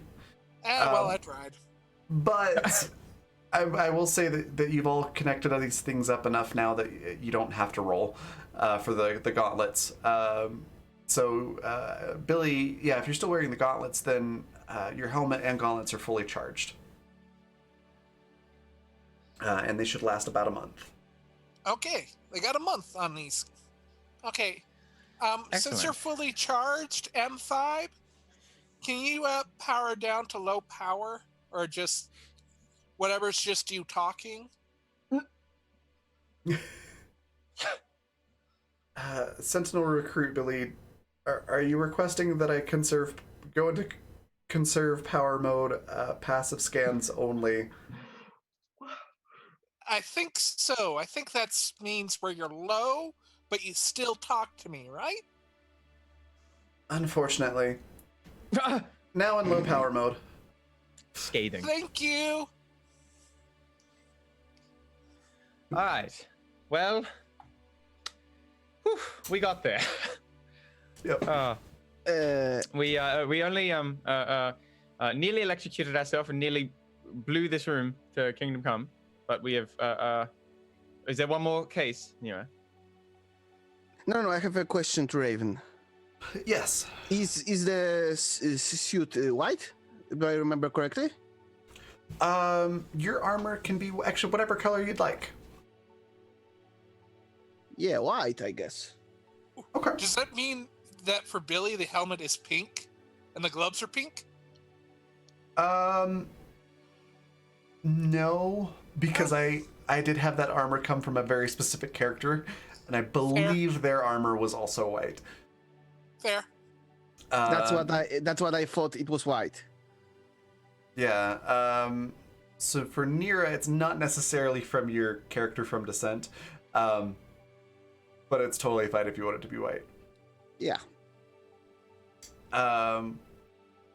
Okay, so you've got the armor for Nira. You've powered up Billy's armor. You've got 2 half power cells as well. You can take the uniforms if you'd like, but then you also have the extra mining helmet. So basically, at this point, everyone should have some sort of helmet available to them. Yeah, I've got the sort of classic get up strapped neatly under my chin. Okay. Do you want to switch to the more fancy helmet? Because there are 2 now. A second sort of fancy. Yeah. In the ones I opened, there was another one. Oh goodness me. Well, I suppose so. This one's a little bit. It has the classic look, but it is quite heavy, and my neck isn't built to take much great weight. So perhaps the more streamlined. If you would be willing to loan it to me, Nira, of course. It's not mine. It's for everybody. Whoever wants it can take it. Yeah. Oh, I'm just opening the lock. I'm just opening the locks. Yeah, we're all sharing everything. That is much appreciated. This one's not smart, is it? It's just lights? It's just a light, yeah. Oh, good. I wouldn't want it to drain any more power than we'd otherwise not need. So, excellent. Okay. So we're gonna keep on exploring, or elevator? Yes. Well, this room has proved a little bit time-consuming, but otherwise quite fruitful. Perhaps we should see if we can as briskly as possible make our way through the rest of these halls and find any other leavings that might prove useful in our travels. Okay. And Billy just kind of like picks up like the helmet didn't use and trying to kind of like break it down to its base components to see like they can figure out something else to use it for. It's pretty much just a hard hat with a flashlight. So by breaking it down, you mean rip the flashlight? Pretty much. Yes. To its component parts. Yes. To think like messing with the battery, like the actual lens that the light is getting focused through, like stuff like just You could kinda, have- like, messing with it. You could have like a flashlight mounted onto your like glove, Yeah, like that little light. that was kind of Yeah. what I was going towards. So is that what you're actually doing? Is trying to strap that flashlight to your Yeah, gauntlet? break it down and then put it so it Okay. would fit with the glove. As you're trying to tape this to the gauntlet, your helmet chimes in and says, "Sentinel recruit Billy, I can't help but notice you're attempting to tape a rudimentary flashlight to my gauntlets. Perhaps recruit Billy is unaware I possess a night vision mode. Yeah, but that drains power from you. Perhaps recruit Billy is unaware that I can operate at this level for more than 1 month on low power mode. Yes, but you're starting to grow on me, and I don't want the chance of losing you. So I'm trying to think, how can I keep you even longer? I love that Billy is at the same time conservative and also like will at the drop of a hat try and drop kick a locker that he's just been told might have explosives in it. Yeah. Well, listen, 1 month isn't that long of a time. What a guy. Oh, man. So yeah, your helmet just does very well, and quiets down. So yeah, you have a flashlight sort of duct taped to your high-tech gauntlet, and it functions. So you're good to go. I love this so much that you have a high-tech, futuristic, fancy gauntlet and a helmet with like night vision. And you've duct taped a flashlight to the gauntlet. It's amazing. I love Excellent. it. All right, so where to next? Are you consulting your map, heading to the elevator, or just wandering?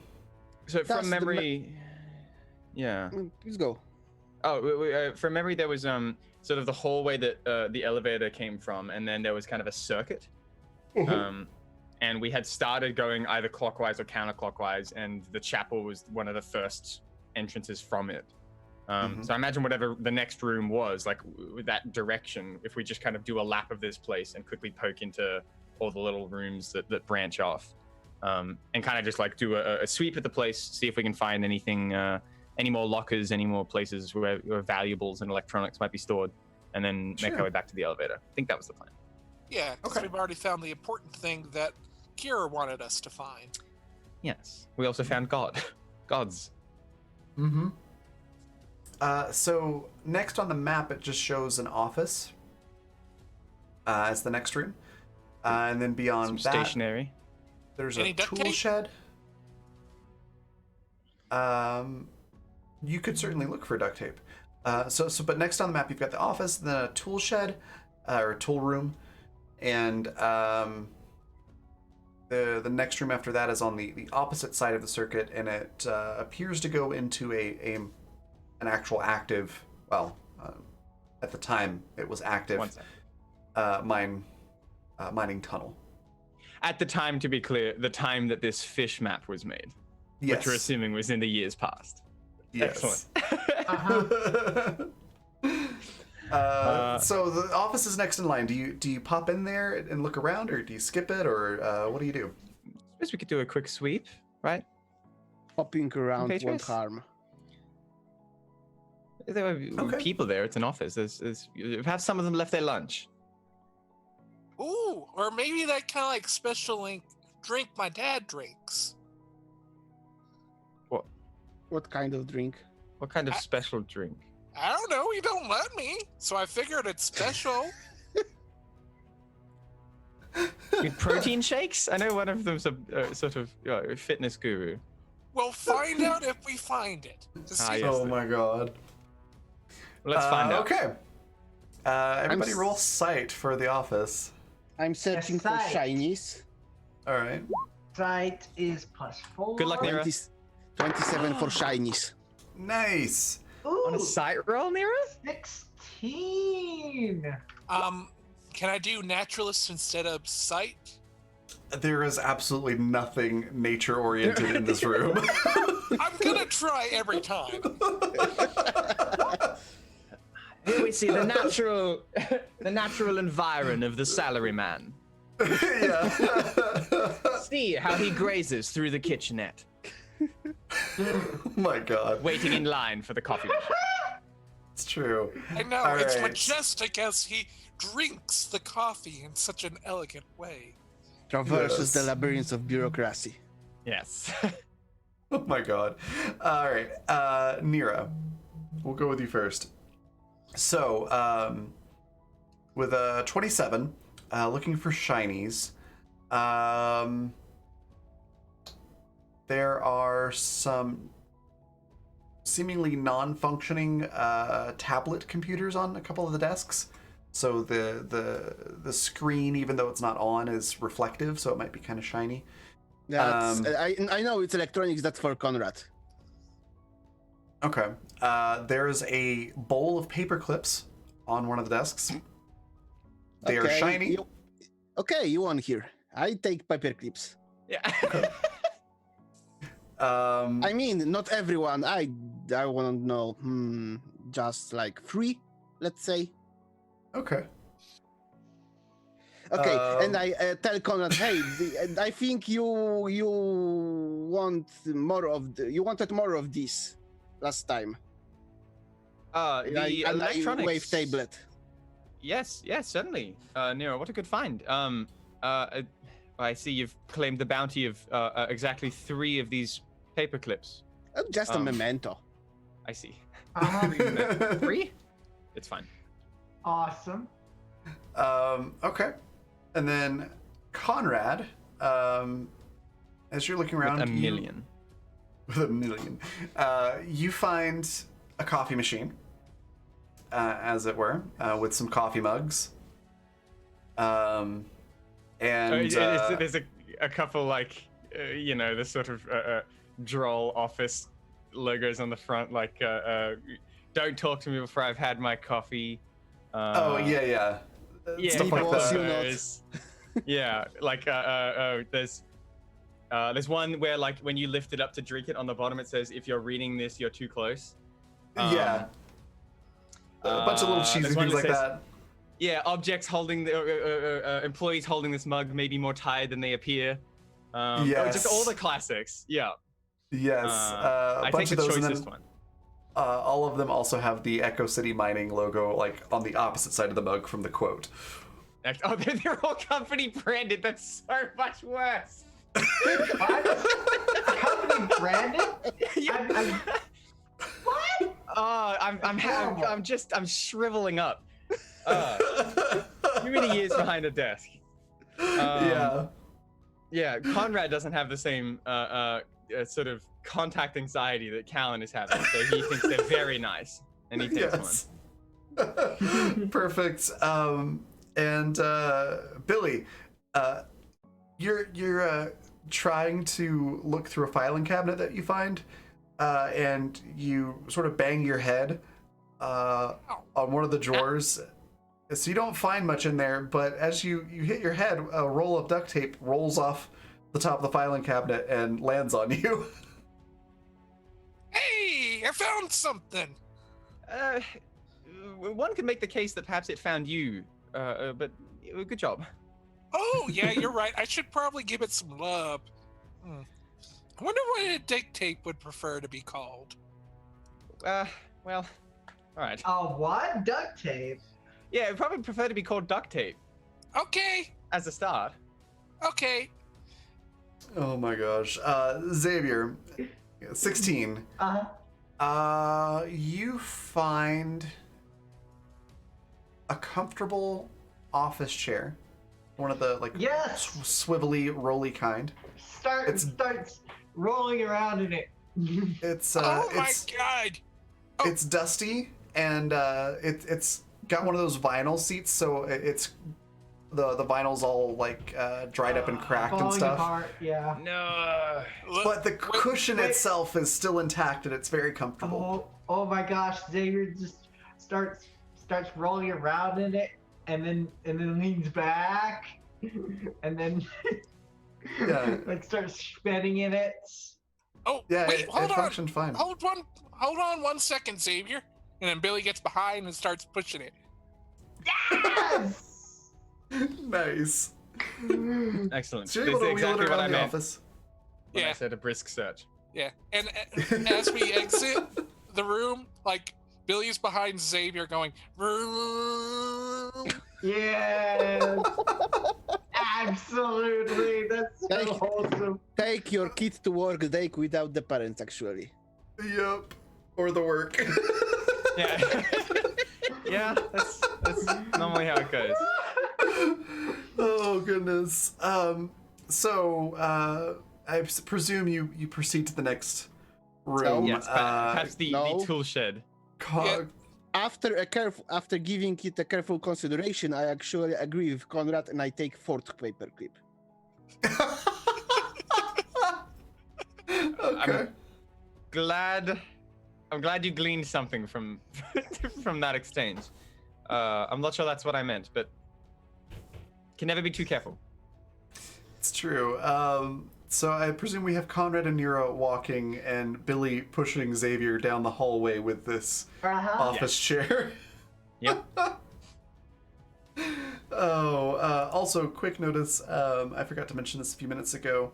We had 10 interactions on the tweet, so that was another D4, and now Michael has upgraded the cast D4 to a D6. Hey. So you're now at 3D6, 2 switches, and a borrowed success. And I hope I didn't address this earlier, but anyone can use that borrowed success. Don't feel bad for you. I didn't want to use it to hide from the rest of the party. That's fair. Maybe something, yeah, more More, yeah, communal. more More, important. Yeah. very important, but As we go to the next room or next location in a circuit, Xavier's just being pushed by Billy going, Yes! It's amazing. So the next room is the tool room. You're able to sort of pop your head in there, and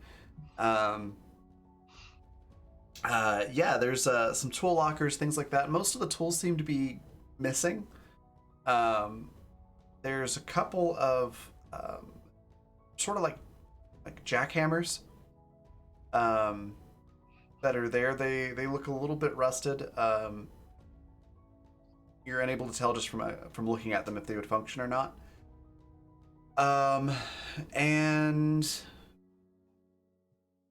roll sight. Anybody that wants to do a more in-depth search. Yes, yes. I was going to absolutely want to do that. I actually I might wait till after. Oh, okay. Conrad is curious though. Okay. I didn't get a very good roll. So yeah, nobody really finds much of anything else except for Conrad. You notice. Yes. M5, do you mind helping me scan the room and see if we can find anything, or maybe like find that special juice? It is. Or power, or active power source. It is my function to assist all Sentinels, including recruits. Thank you. Scanning. No matter how benign their requests.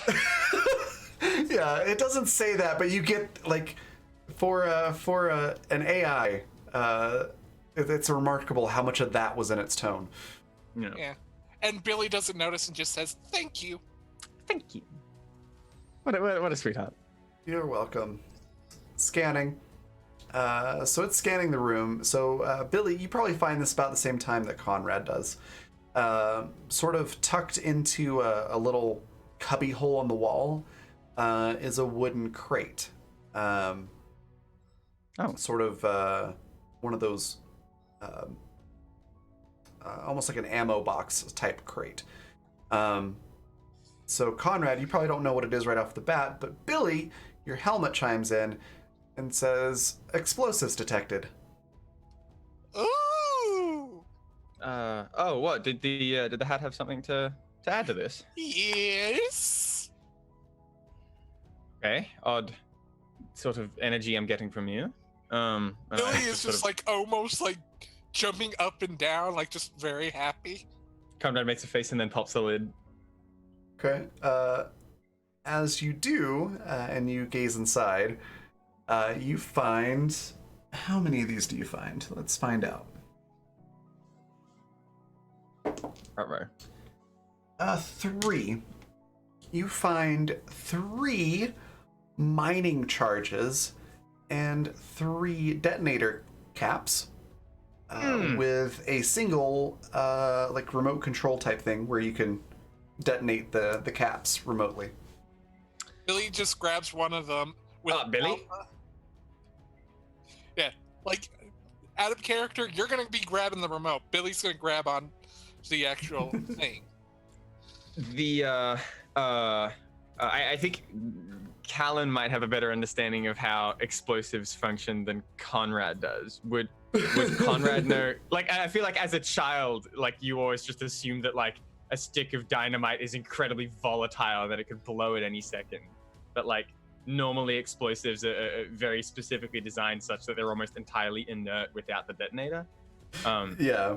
Would Conrad be smart enough to know that, like, as long as Billy doesn't have the detonators, we're mostly safe? Roll education to see if you know anything about this. I can, if I do the reroll, can I choose either roll, or do I throw away this one? I believe you have to take the second roll. I will double check the rules though.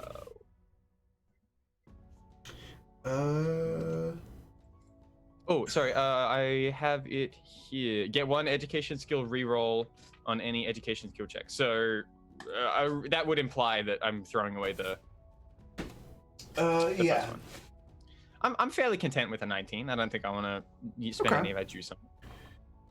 You're not sure about these particular models, this particular type of charge, but you do remember reading about how these things do tend to have safeties involved, and that's why the caps aren't kept in the explosive and why there's a remote and that sort of thing. So you're not 100% positive, but you've got a pretty good idea that they're probably safe as long as you don't get Billy the detonator caps. Yeah, when Billy reaches forward and grabs the sort of like iconic explosive part, Conrad immediately just sort of leaps out and grabs all the detonators and just sort of like holds them away. Okay. Good. I'm certainly glad that I found this box first. Let's okay, just... like Conrad deserved to find that box. You got the capity thingy? I have the capity thingy. Yes. Okay. I thought you were gonna grab the remote. And Billy picks up the remote. Like, are you sure you don't want this? It's incredibly confronting you holding it, but yes, it doesn't do anything right now. Okay, I'll just keep holding this. That's not a dare, by the way, just to be clear. No. Oh. Neither was that, or this, or that, or... No. Shush. The helmet chimes in, believe- Billy. It says, Oh, God. "Recruit Billy. Whatever you're thinking, please do not." Billy just laughs out loud happily with M5 saying that. Billy, I am concerned. I have concerns. Billy, What did you Billy, found there? Oh, it's something my dad taught me something. And out of character, remember, one of his parents is essentially Junkrat. Yeah, I remember. Yeah, I found some good stuff. My dad be so happy, and I'm so happy. Jamie just said, "This has big multiple Leviathan-class life forms detected. Are you sure that what you're doing is really worth it?"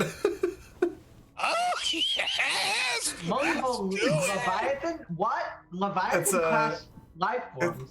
It's a Subnautica dear. reference. There's a moment when the computer chimes in. It says, "Multiple Leviathan-class life forms detected. Are you certain that what you're doing is truly worth it?"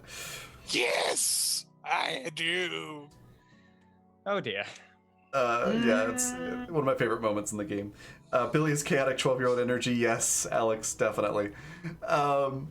Okay, so that's all there really is to find in this room. Well, as long as we keep those separate, this is quite a find, actually. I am very glad that Conrad found that. Well, yeah, I'm a little worried that we may sort of meet our demise at the end of one of these devices, but if we don't, they will probably save our lives. Oh, if you gotta worry about demise, like I can hold on to it, then it can be me who demise. No. Dang it! No. We're not going to let you hurt yourself. No. It's you can keep the sort of bulky parts, the explosives by themselves. They're kind of anything but. You just have to be careful not to sort of burst the seal upon them, because they won't explode, but they'll just become sort of useless. Yet. They won't explode yet? Is that the part you're yetting? Yes. Yeah. No, don't. Out of character information, these are essentially C4, so you could put them in fire and it would just slowly burn. Exactly. Yeah. But yes, electric charges are bad. Yes. Oh. Billy still has an idea. Billy, if you're going to be responsible for these, you have to promise me, like Pinky promised me, that you're not going to plug yourself into any more computers. I can't promise that. No, it wasn't actually a sort of choice. It's either sort of- you promise that or you don't get them. Or you don't get these. Yeah, so this is what we I call already got automation. it in my hand along with this remote. There's 3 of us and 1 of you, Billy. Oh, that'd be fun! Yeah, you would beat Let's us. not go this way. Are you sure, Mira? Because this sounds fun. It's for your safety, Billy. I don't want to. I have a lot to worry about, and I don't want to add you exploding at any point. Yeah, but do you want to do that. fight? Because that would be fun. No, I obviously don't want to fight. Then why are you No. suggesting it? No, I'm We got some more exploring we could do instead. But yes, like, you wanna- exploring, We don't not want you- exploding. Okay, onward. All right. Goodness. Please. Please. Oh, Let's go. I'm just hoping. Pack no up the one- caps and detonators. Oh my gosh, no. Actually, I would hand 1 set each to the other 2, Nira and Xavier. Mhm. And just sort of explain their actually- function while we're walking. Okay, so Gotcha. Billy has all the explosives, none of the exploding cats, correct? Yes. None of the bits that you would need to actually use them. I'm just trying to. Oh, The FBI agent monitoring my internet activity is going to be very concerned right now. Yes.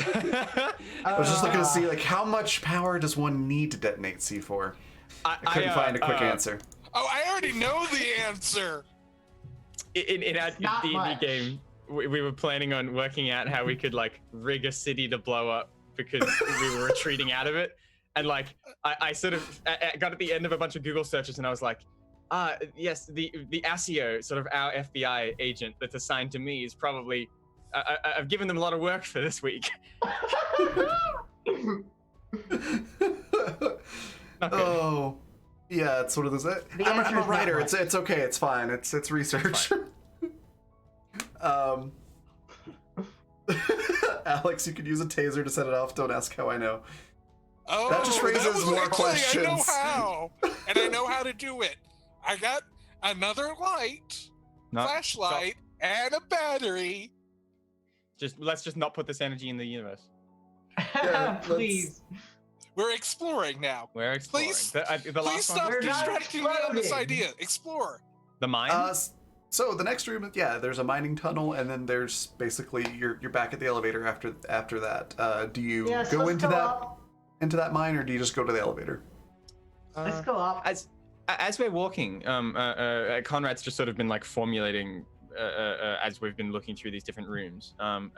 Is there a I'm happy for there to be a skill check associated with this, but Conrad's been ever since sort of the base of the elevator very curious in the story of this mine. So we've been in 3 rooms now, sort of quarters, an office, and then the tool shed. And so, Comrade's trying to get any indication. Did any of these places look like evacuated? Like I know that sort of the only things we're pointing out are like little bits that we find and things that are relevant to us. But are there like is there a set of shoes in the corner with like 2 socks in it? Like, do these places look lived in? Did it look like they were evacuated, or like there was an accident? When the people left these rooms, did they expect to come back? I guess is the question. It's kind of hard to say because there's not a whole lot of evidence either way. But the fact that there were, some tablet computers left, uniforms left in the foot lockers, things like that, indicate that, perhaps they were evacuated, possibly, or that they lost access to this somehow, perhaps. Right. It doesn't look like there was any sign of a struggle in here, though. Like there wasn't any fighting. No. Okay. No, there wasn't anything like knocked over or broken or anything like that. Until we came. Yeah.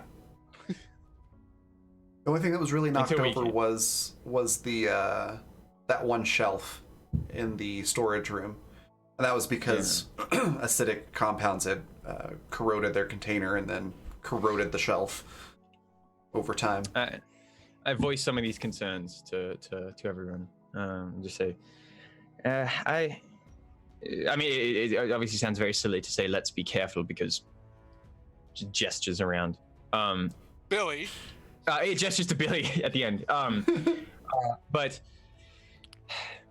yes, I suppose right now I'm just sort of assuming that all the bad things we find are kind of related to this Tenebrae fellow and the fall and everything else. But it is possible that there was a mining accident that these explosives went off. I'm not sure. The mine I have the most apprehension about exploring.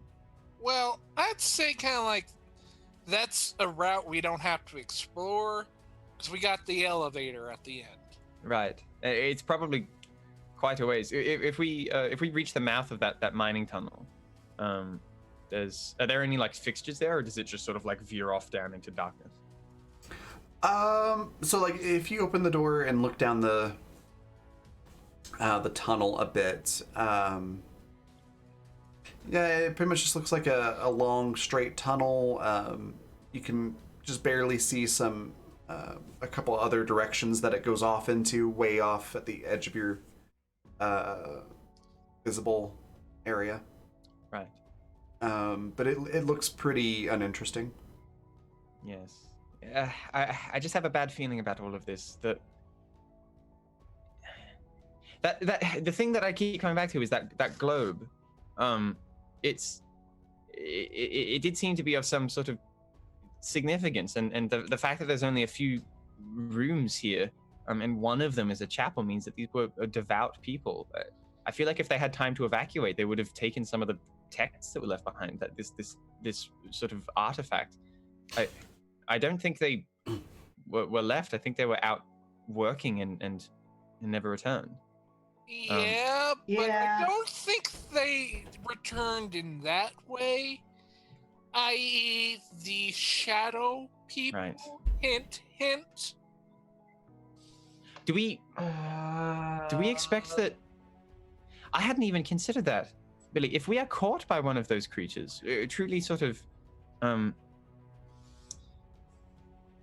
perhaps they don't ever kill. We actually haven't found many bodies here. I think the only one was the sort of knight whose armor we apprehended.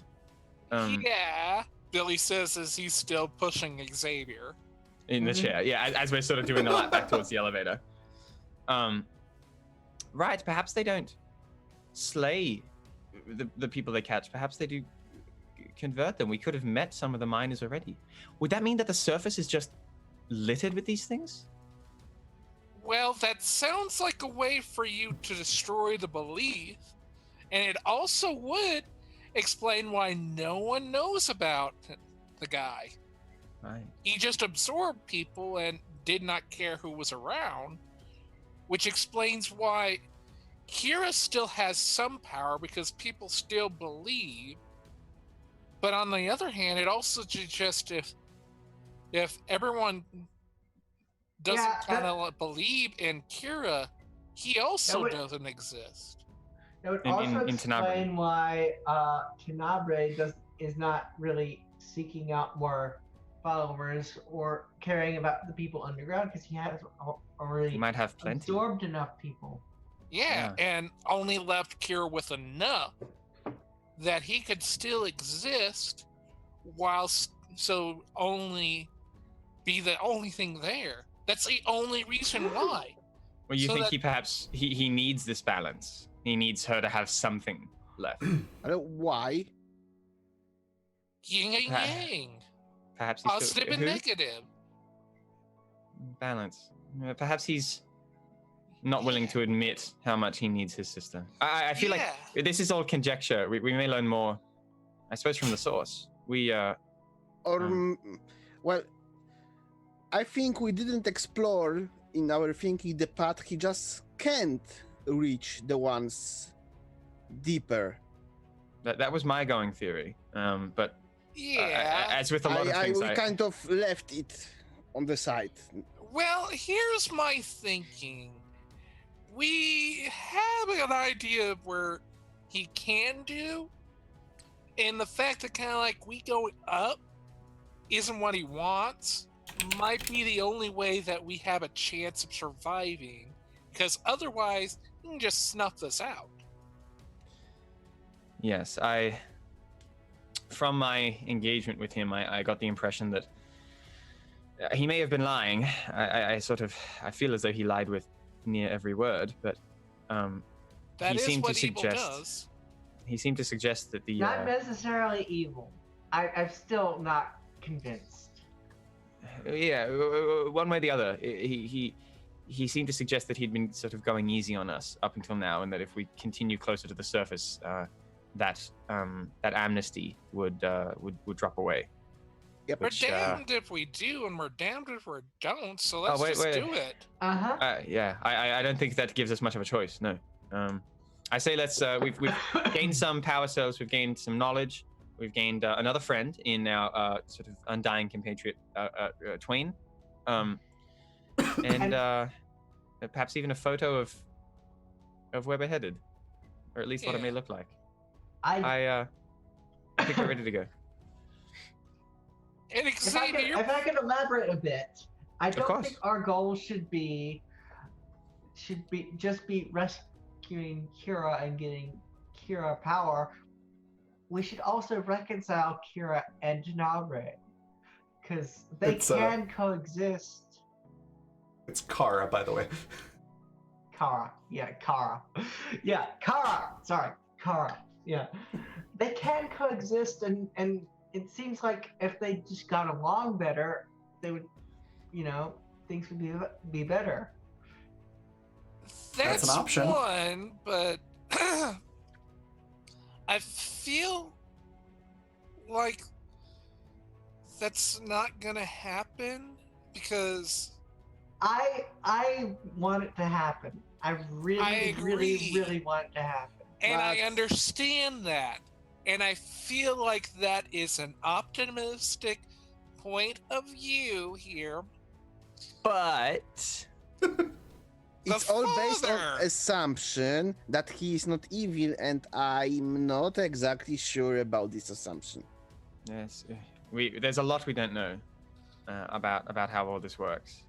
I do agree that I don't think this is going to be as open and shut as sort of opening, freeing this Kara and perhaps doing great battle with the Lord of this world planet. Again, maybe on the elevator I can kind of run you through all that. It's wild. We'll get to it. I think there is more to this than the stories may have suggested. I agree. There is but- a lot more to this than the story suggested. I think we're only going to find out more. Well, the higher up we go, and perhaps this temple is a good place to start, or finish, depending on how far this elevator goes. Well, yeah. And the other thing is, it could be we're on the journey of the Sephiroth, where we start with just asking questions. Certainly. Journey of the what now? The first question could be, what is a Sephiroth? But again, perhaps the elevator is the best place for all these conversations. Okay. I'll explain in the elevator what a Sephiroth is. Can't believe you don't know what a Sephiroth is. Conrad certainly doesn't. Xavier certainly doesn't. Gwen said Xavier, no. We have 2 more half full power supplies. Is that right? Mhm. From our endeavors? You do. And I believe a And full one full too, right? one, I think. Yeah, and one Yeah. full one from the closet. Let's do the half one on the elevator for now Okay. and see how we travel. So you disconnect the armor computer and then replace it with the power cell, essentially. Yeah. Okay. Yeah, it's got plenty of power to operate for a while. Assuming you press the up button. Yes. Okay. Yes. There's a bit of a. It seems like the right call. Yeah, a and shuddering Xavier's in the and- chair as we go up Yes. the elevator. Ha! Xavier There's, loves Billy right now. There's a bit of a Is that right? shudder and a clunking noise as it activates and sort of gets past the damaged section that it was on. But after that, it's a pretty smooth ride up. You're heading up for quite a while. What do you do during this long trip up? Xavier, you got a pen or a marker thingy I can write on this panel here? Yeah. Okay. Hands Billy one of those charcoal type art things. Excellent. I'm ready to learn, Billy. Okay, Billy starts up with making about, I believe, 9 circles with one at the bottom, and then that is separate from 8, if I remember correctly. Do you need paper, Billy? Now, like Billy just draws on this panel, I Huh? believe. No, I was getting it wrong. There's 1 circle on the top, 1 on the bottom, and then it There's is 7 spread out. Yeah. Yeah, I do love that Billy is sort of unironically giving us a tutorial on Jewish mysticism. Yeah. yeah. And then like each one kind of like it shows like how one will connect to the other, but not each one fully connects to anything else. And the first one starts with a question mark. Now that's a Sephiroth. Oh, right, like from Neon Genesis Evangelion. Billy, I have like that. no idea what an Evangelion is. Me neither. Me Oh my neither. god. Now, I this is as literally far have as no I idea. know is that this one right here starts with a question, and Well. it leads to the rest of the things. Yeah. With information on each one. Now, I didn't get past the first one, right. but I know what a Sephiroth is. I'm terribly confused. Well, I guess curiosity can never be bad. Well, if I got Yeah. past the question mark, Sure. Papa would have told me about the rest. Well, perhaps we can learn more about these later. This isn't actually a bad segue for the other lesson. So you know how there's like, there's a roof and there's walls and there's a ground, always, forever, right? Yeah. Right. So not true. As this photo would suggest, there is a place that doesn't have a roof. Yeah. And that's Yeah. what topside is. Right. Yeah, there's lots of pictures of that in Yes. all the writings. Certainly. Now, Xavier says as he spins in the chair. yeah. Now, Xavier's constantly just spinning round and round in the chair. Yeah, and anytime it stops, Billy just pushes it so it'll keep going. if this Tenebrae figure is to be believed, there are in fact places that not only don't have a roof, but don't have a floor or walls. They're sort of they're places that aren't. And there's just a vast stretch of these places. You just told there are places that aren't. There aren't. Yeah. Yes. Yeah, I believe they're in between, not. Just, Not. they exist. They're just in between places. Who's Yeah. there? This is nobody. I don't Nope. think. Well, Xavier said knock knock. Oh. Oh, I said not. Oh no. Oh, Billy. not a not? Yeah, they're not non-existent, but This is the first step of one's downfall. Again, the sort of crude wordplay. No, the Tenebrae referred to sort of this everything, not just this cave, not just this system, but everything as a planet, a sort of actually this tapping the wall of the elevator. If you think of our whole world as like this elevator, it's moving through something bigger. yeah.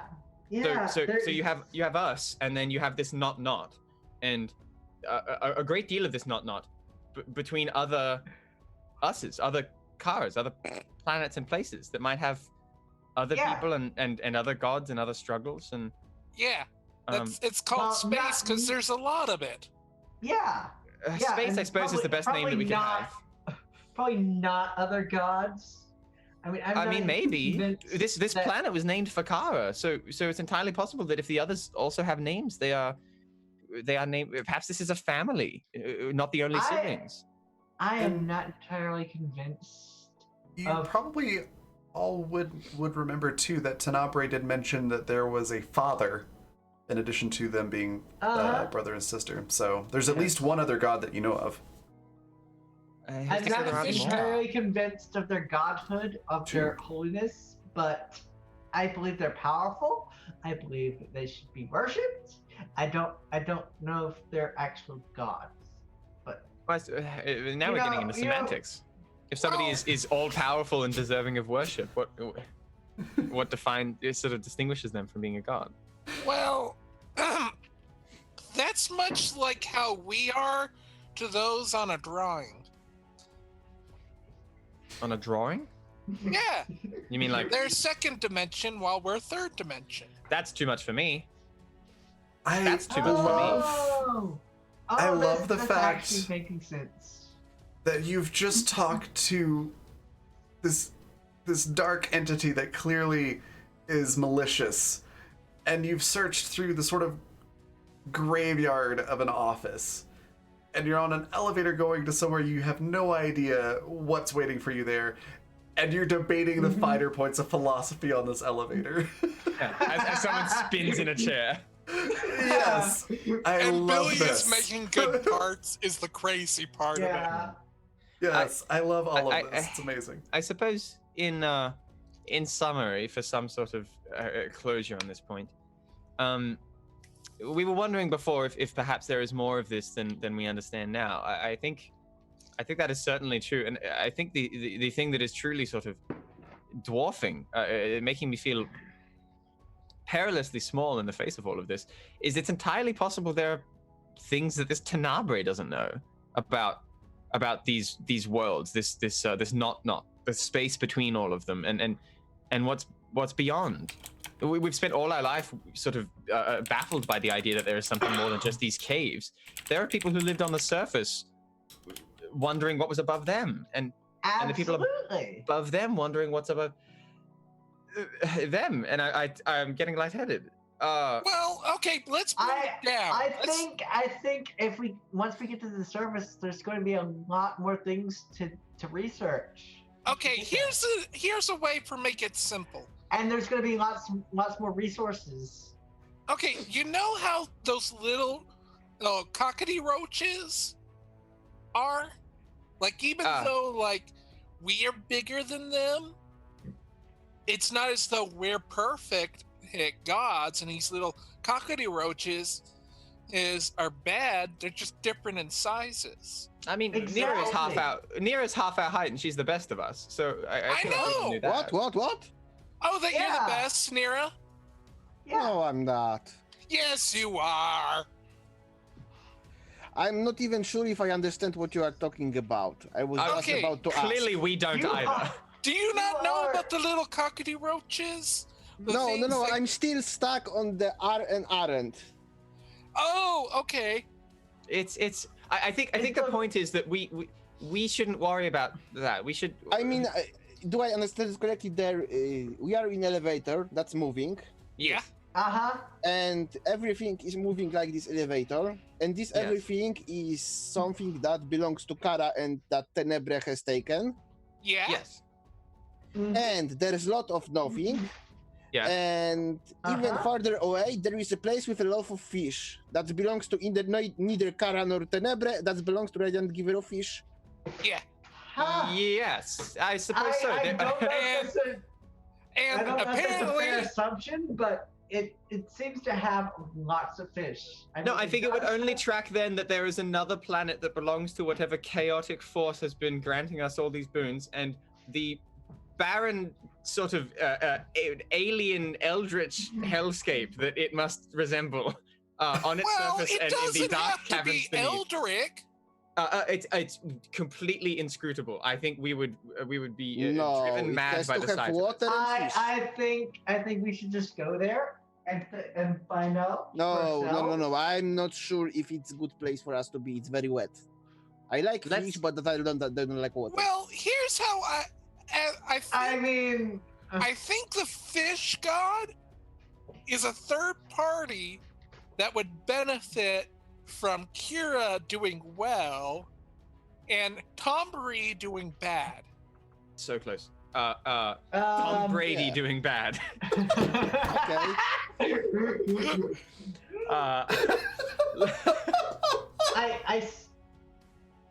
I would Kira Knightley and Tom Brady, the two light and dark forces that govern over this world, tearing this party apart between their patronage. Let's find this temple of the sort of goddess of light. I love this game so much. Presumably stocked it's with great. DVD box sets of the Pirates of the Caribbean series. No. I don't think it became a series. That's a good point. She Otherwise, wasn't. we'd have a serial. She wasn't in number 4, so it probably would skip that one. Well, I don't see how it matters if it being a serial if there was no serial. You're right. The elevator continues upwards. Yeah. Like, Yeah. it's all a matter of Kira Knightley of light and Tom Brady of darkness. It's just echoing into the dark.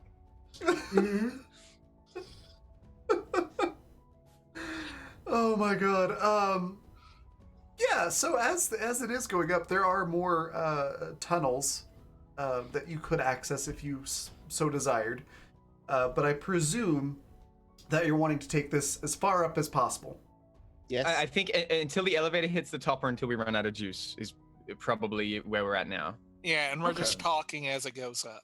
Maybe the only exception being if we know that we're like really low on power and we reach an opening, we'll, I assume, stop there by sort of being forced into it.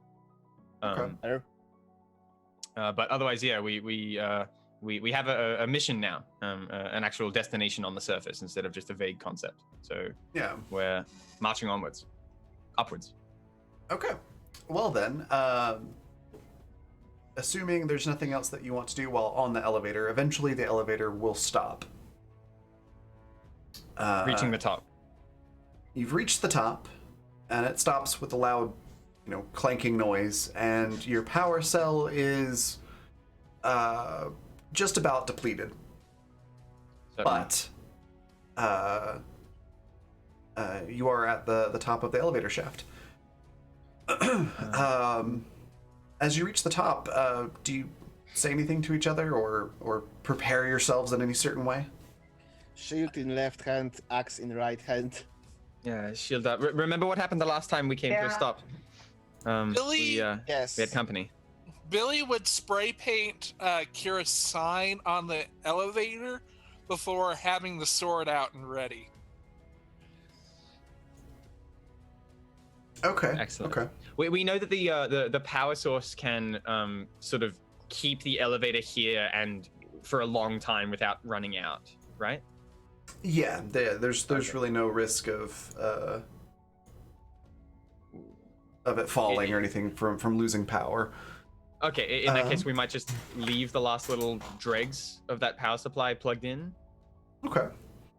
I'm just waiting for something to load so that I can show you what you see. For some reason, it's taking forever to, excuse me, load all the way. There it goes. All right, so as you open the doors, this is what you see.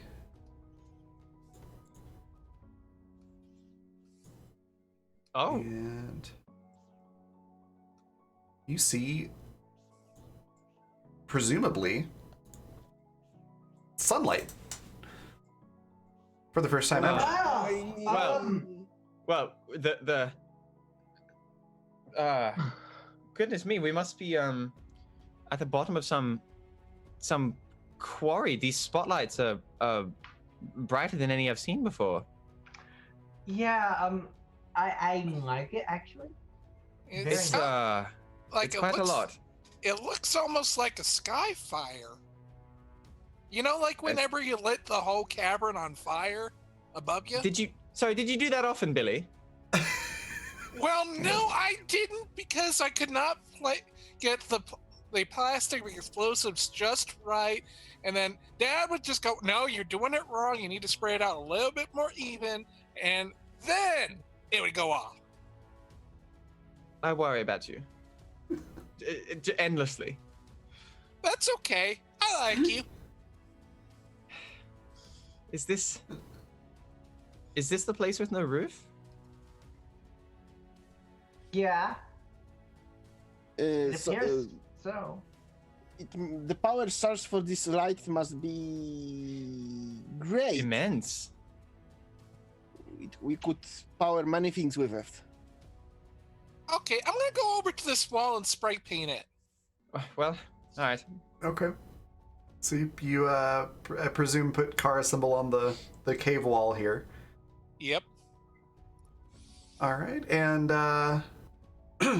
do you all proceed out towards that light, or are you gonna? One question. Yeah. We still don't know what the symbol is. You told us you will tell us, but I guess I know. I'm still working on it. And I'm okay with just okay. saying the symbol Kira. I'm Symbol, so invested symbol. in the idea of it being like the silence from Doctor Who or something. We just we look at it and then sort of look away and we're like, right, the symbol. the symbol. The symbol. Right. Yes. Yeah. Yes. Okay. Right. We go out. Yep. There's no way that would have been anything. I don't know what's gonna happen when Conrad steps out into the sunlight, and I think he's a tiny bit worried. I was gonna say, could there have been like an umbrella that he found along the way, but I don't know why there would be an umbrella underground. Yeah, there's not. I mean, if you grabbed those uniforms, you could potentially make an umbrella. Did we have one of those big coats Billy that pulls wasn't out. being used? Billy pulls out one of those like extra coats, like because Billy had been just like scavenging them all and had them all tied together. So it's like just pulling right. out a long little self-made rope of these coats that no one took interest in. Oh Yes, my gosh. I just find myself a little bit cold. It's rather brisk. Okay, and Billy just like wraps it around you. Wow, thank you. Sleeves. It actually is a bit Just sort chilly. of You probably would all notice that. It's a little chilly Oh, that's in handy. here. I guess I wouldn't. Um, In the armor. Yeah, no, you feel pretty comfortable. Your temperature is kind of being regulated in the armor. that's great. All right. So I'm assuming you move forward into the cave to explore? Gingerly scale up these rocks, yeah. All right. Well, as you climb the rocks and get to the opening, you look out, and next week we'll find out what you see. We're gonna end our session there. That was an excellent session, y'all. The whole gang silhouetted by the light. Absolutely Yes. excellent. Everything about this was amazing. I loved this session. It was great. was dumb. Just before, like, is Billy able to push the chair over the rocks? No, there's no way. Sadly. No, there's no way. But it's for the So return how trip, far Billy. does Billy get with the chair? Yeah. pushing Xavier? Does Xavier just like eat it and like it just like toss down into the rocks? Xavier eventually starts levitating the chair with magic. Oh, and then Billy is just pushing this levitation? Oh my god. Okay. Listen, Yeah. Raven, as soon as you say the session ends, we all just start making stuff up, and it's too late to stop us. And so We we finished do the this. rules. We do the same thing to Joshua in the Peasant Strike Back. It never fails. He's Exactly. like, "That's where we're gonna end the session," and then it's like, "Oh wait, I wanted to do one more thing." Yeah. What is it? Yeah. that Xavier, could be roll magic Friday. engineering. Roll magic engineering, Xavier. For real though, last bit of the session. We'll see if you're able to. So that's a 16 levitate. plus 11, which would be Okay. 27. The So- office chair epilogue. 27. Which should please Jamie here. You levitate the chair so Billy can push it, Professor X style. Yes. And then yes, we end with all of you silhouetted against this sort of purple pinkish light coming from the opening. On time, even. Yes. Could you on time. imagine? Fantastic timing. So we're gonna do our favorite parts and where you can find us next and all that jazz, and then we're gonna go on a raid. We're gonna do as always opposite order. So we're gonna start with Callan. What was your favorite part? Where can we find you next? Any links or anything that you want to share? Goodness. That was a lot of fun as always. Excellent. Yeah, I enjoyed like all of it. A bunch of teenagers grappling with sort of existential dread on several layers. It's always a lot of fun to deal with. Yeah, I think I really like the sort of all the dynamics of now that we kind of have like a main quest, but it sort of means something different to all four of us. That was really fun to play off. It was cool. I enjoyed I enjoyed earning my first dark point. The first of hopefully not many, but the first of several. I have to imagine. I hope many. Yeah, I hope It's gonna be fun. not too many. I It's hope gonna be very fun. many. It'll be fun. That was lovely as always. You can find me here every week for Lightbringer, always excited, or sort of mad sort of assortment of D&D or tabletop stuff on Twitter. Thank you for having me once again. It was delightful. Absolutely. And then Gwen, what was your favorite part? Where can we find you next? And then feel free to share any links or anything that you would like to put in chat. So there was a long stretch there where there was a bunch of teens in an elevator discussing philosophy and metaphysics while Xavier was spinning in a chair. The imagery is very good. That was my favorite part. Nira just not. What is this not? Who's there? Very confused. Yes. Yes. That was my favorite part. You can always find me. You can find me here Friday for Peasant Strike Back, and Yes. tomorrow, Ooh. and tomorrow For that thing that. Hunters of Calamity. Oh That's yeah, the one. yeah, that one. Awesome. Perfect. And then Econorlax, what was your favorite part? Where can we find you next? And feel free to share any links or any projects you're working on. Nothing special to plug. I will be here next week. I hope so. For Hope so too. seeing the light for the first time. Just to be clear, I was not stuck on not because that's the part I get. I was stuck on there are places that aren't. Does it mean there aren't places that are? Right. I do. Yeah, that hurts my head. My favorite moment, actually, my There favorite. are places that are. Maybe that's not the right adjective favorite, but the moment I found most funny is that when we found explosive and Conrad was trying to defuse situation, so to Good speak, choice of words. I actually forget that Nira is almost as irresponsible as Billy. He just gave me that cap, forgetting that I could trade it back to Billy for anything shiny or anything edible, Oh dear. without second thought. But next to Billy, everyone looks responsible, so Yeah. it's a very favorable light. That is so true. Oh my Which is gosh. really funny because if I remember right, Billy is the oldest of the group. Yeah, yes, well, I remember that. And That's Nira is the hilarious. second one. It's Oh, almost it's as if the fantastic. younger is the more reasonable. Yep. David's the Oh, youngest. fantastic. That's funny. Awesome. Well, then, Michael, what was your And favorite the most part? reasonable. Where can we find you next? And anything that you'd Oh. like to plug? There's a multitudes of good moments. Yes. And I'll just start with Raven and go counterclockwise. Because Raven, it was both how M5 and Twain have just both different personalities and just love both of them immensely. I'm glad you like it. Conrad, it was when he had the extra to blend in. Like, it's one of those, like, me as a player, yes, I want you to see Billy as long as possible. Please do not break Billy's heart. But I want to That see was- it broken.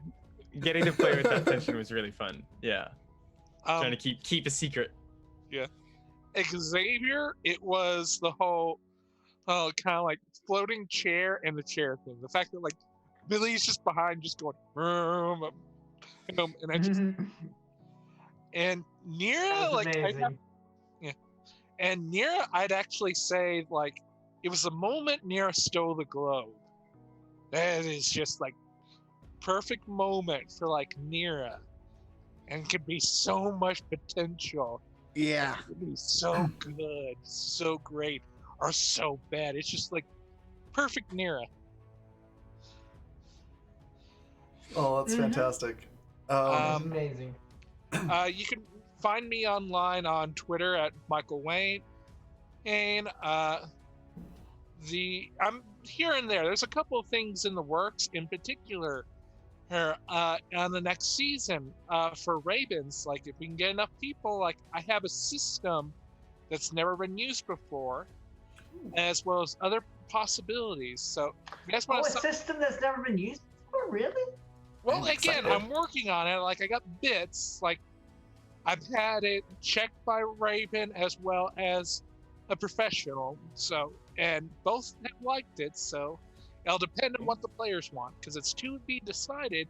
Because the system is going to be determined by the players what they want. The other big thing, like, hoping, like, if you guys would check out Space Kids RPG. It's a great little thing on Kickstarter that really love. Like, it's very simple, well, kind of like RPG for kids. It only has about 5 days left to go. It's already been funded. And Nice. are a real joy to check out and hopefully see more people get involved with it, because stretch goals are pretty neat. Yeah, Awesome. very cool. For me, my favorite part was everyone trying to figure out Tenabre's motivation and if he really is evil or if he was lying about anything. Because I love all of your answers, because I know all of those things already. I've already decided on all of them, and so seeing you all try to figure it out and some of your answers getting close and some of them being way off the mark. And just the whole debate of it was a lot of fun. Because I'm just like, I know the answer. But your logic in it was all really cool too. I enjoyed watching the thought process. And then, yeah, the philosophy in an elevator was magnificent. And the Keira Knightley and Tom Brady. That's big. I died. That's really big. Yes, it did. Yep. That broke You me. broke the DM. Yep, Good day. that's true. It was great. But all of it was fantastic. Thank you very much to Gwen and Michael for the donations. Thank you very much to Alex for all of those guild coins. That was amazing. Thanks to all of our new followers as well. We had a lot this episode. Again, welcome to the guild. Glad to have you here. And, where you can find me next. I will be here tomorrow at 7 p.m. Mountain Time, 9 p.m. Eastern for Hunters of Calamity, which is our Borderlands-inspired Monster of the Week game. It is pure chaos, and it's a lot of fun. Yeah, just check it out if you want to see just absolute mayhem and chaos. It's so much fun. But we're going to go on a raid.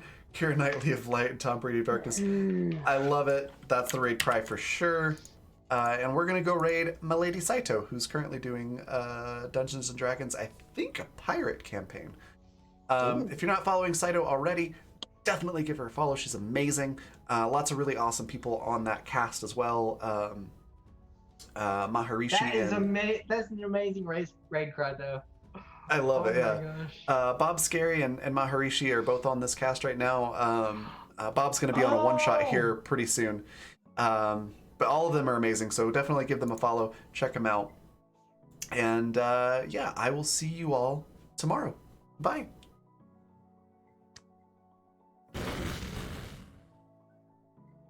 Bye.